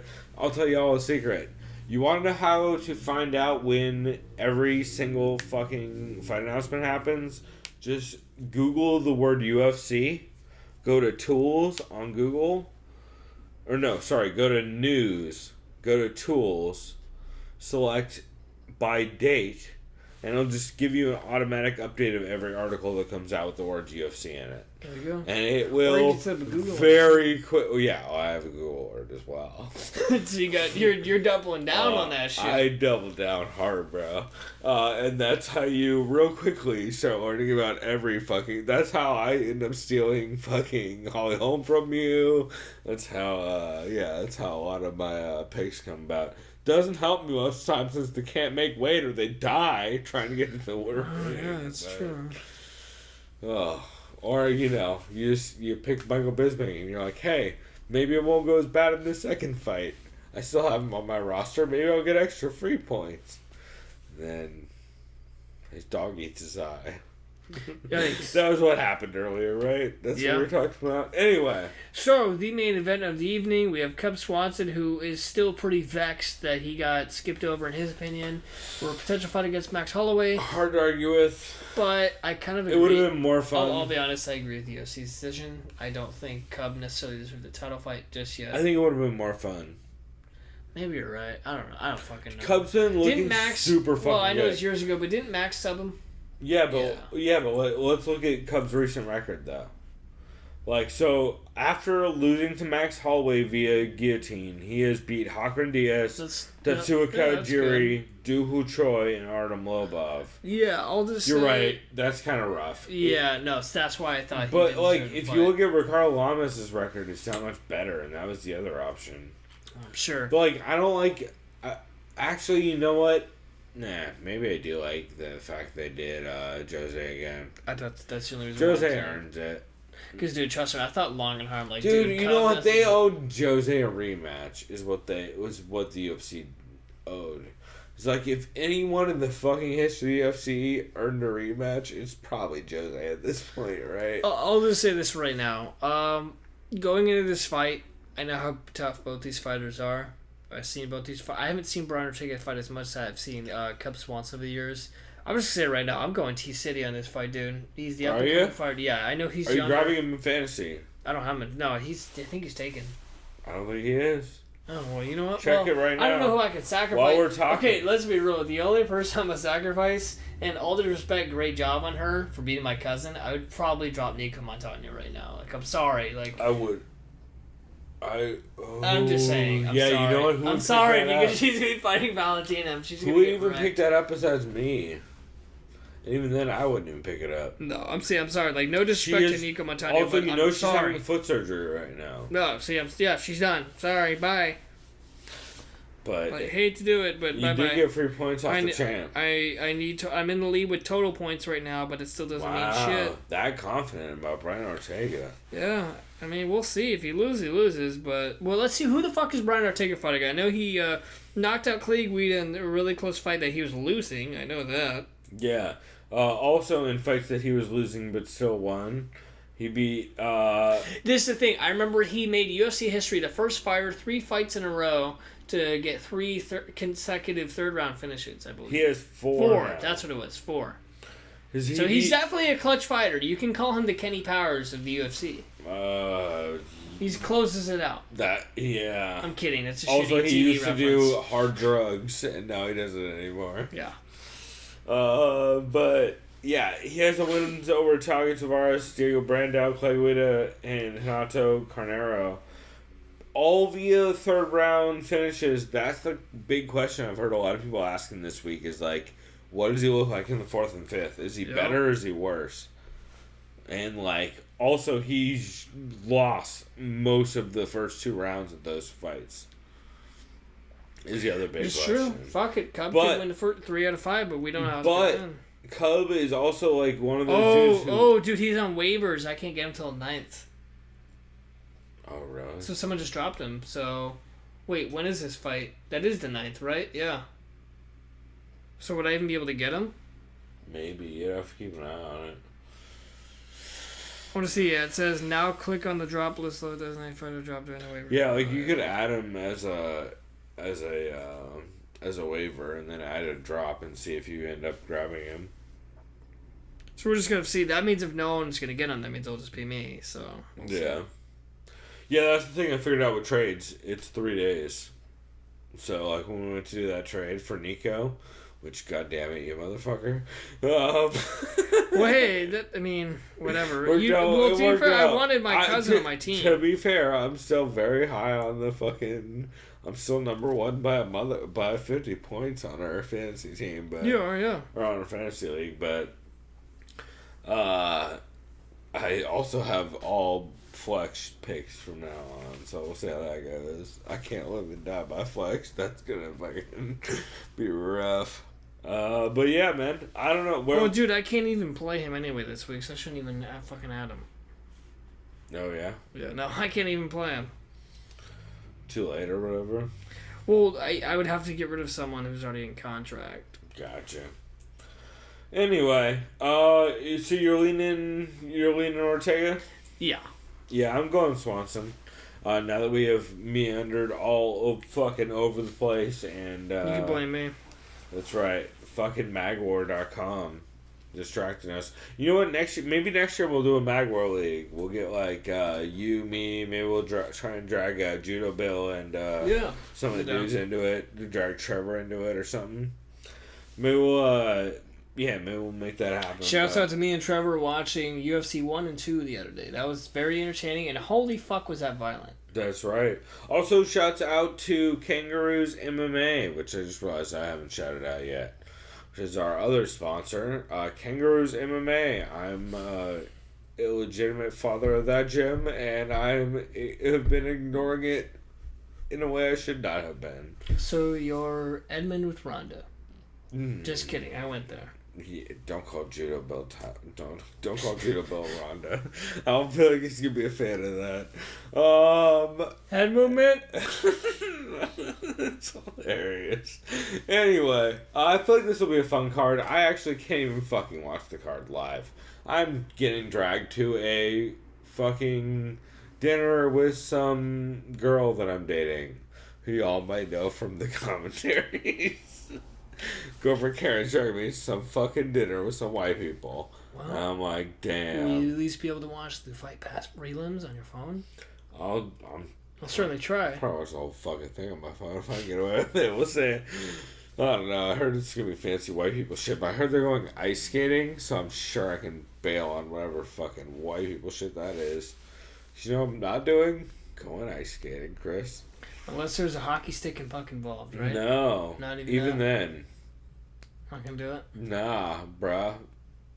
Oh well. I'll smoke weed on ice. That's about the only thing I'll do on ice. That does sound fun too, though. Right. I don't know about at her work party if that'll fly, though. Yeah. Maybe not. Just Anyway, get your pen. That's right. That's right. Hey, actually, I think I got one in my car. So we'll wrap this one here. But this was a ridiculous episode. We meandered way too fucking much. Ridiculous as hell. Glad I didn't recommend this particular time to let someone know that start listening to our podcast. But like, what are you, high all the time? Like, you know what? Only you're like, half yeah, the time. but like, come on, man. What are you doing, man? Also, do you see this card, And man? when we're high, 60% of the time, it works every time. That's right. Like, you got a bunch of goddamn professionals. So, Chris, do you have anything dope you want to plug other than your sweet ass? No, weed yeah, thanks to documentary, you, man. I fucking gonna showcase that this Monday in my class, and I know Sweet. it's gonna be dope, literally and pun intended, of course. So, if you guys don't know, Chris and I edited together his weed documentary that we talked about last week about interviewing some medical patients and shit. Yeah, So, it was a fun time. if that goes well and he doesn't get stabbed by his professor, well, maybe... No, she super smokes weed, yeah, probably. we'll maybe post that or something. We'll figure it out. But Yeah. it was fucking funny. We got some tight-ass graphics together, brah. And that font.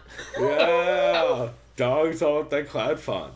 Anyway, we'll wrap this here because this is random shit that you guys may find out about in the future. But as always, you guys can find us on SOVpod.com, soundofviolence.com. You can email the show, chris@thesoundofviolence.com. By the way, just got an email saying we are eligible for Spotify if we want to pursue that. Perfect. We will jump on Spotify. Chris is going to sign us up for that.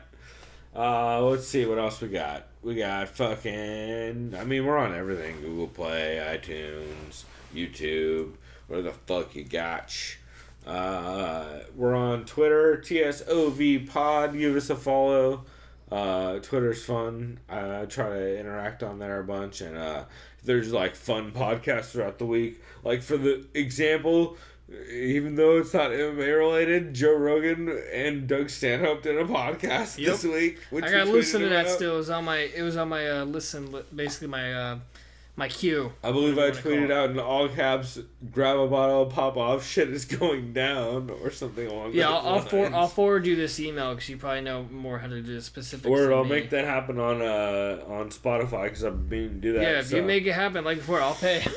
Yeah, we'll figure it out. So we'll wrap this episode here. But yeah, like we said, reach out to us. Let us know what podcasts we're sleeping on. And in not next week, but the week after. I don't know if we've announced what we're doing for the end of the year. Have we? A commentary of sorts? No.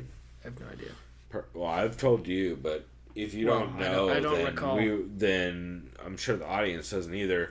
We're gonna have an end of the year show coming up towards the on that week of Christmas where there's no UFC cards. We're gonna have not next week but the week after. We're gonna have a I don't want to give it away. Well, you'll find out next week, but we're gonna do something cool there. That I've been doing some math on, and we're gonna make a whole event out of. So that'll be cool. I feel like it'll be something that I don't know even exists really. So I feel like that'll be a fun event for us coming up on a week where there's nothing.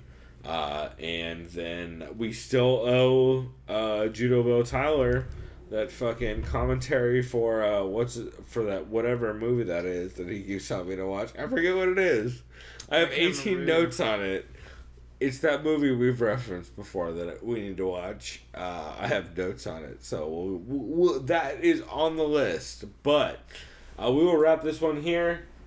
Chris, anything else you wanted to shout out before we get out of here? No, that's it for me, man. This is a good one. Yeah. Shouts out to the Modelo I'm drinking, and how fucking crazy the last week of fights were, and how crazy this weekend's fight should be. So we'll wrap it here, but like I said, hit us up, let us know what we're sleeping on. Till next time, everybody, go do something decadent. We out. Leave.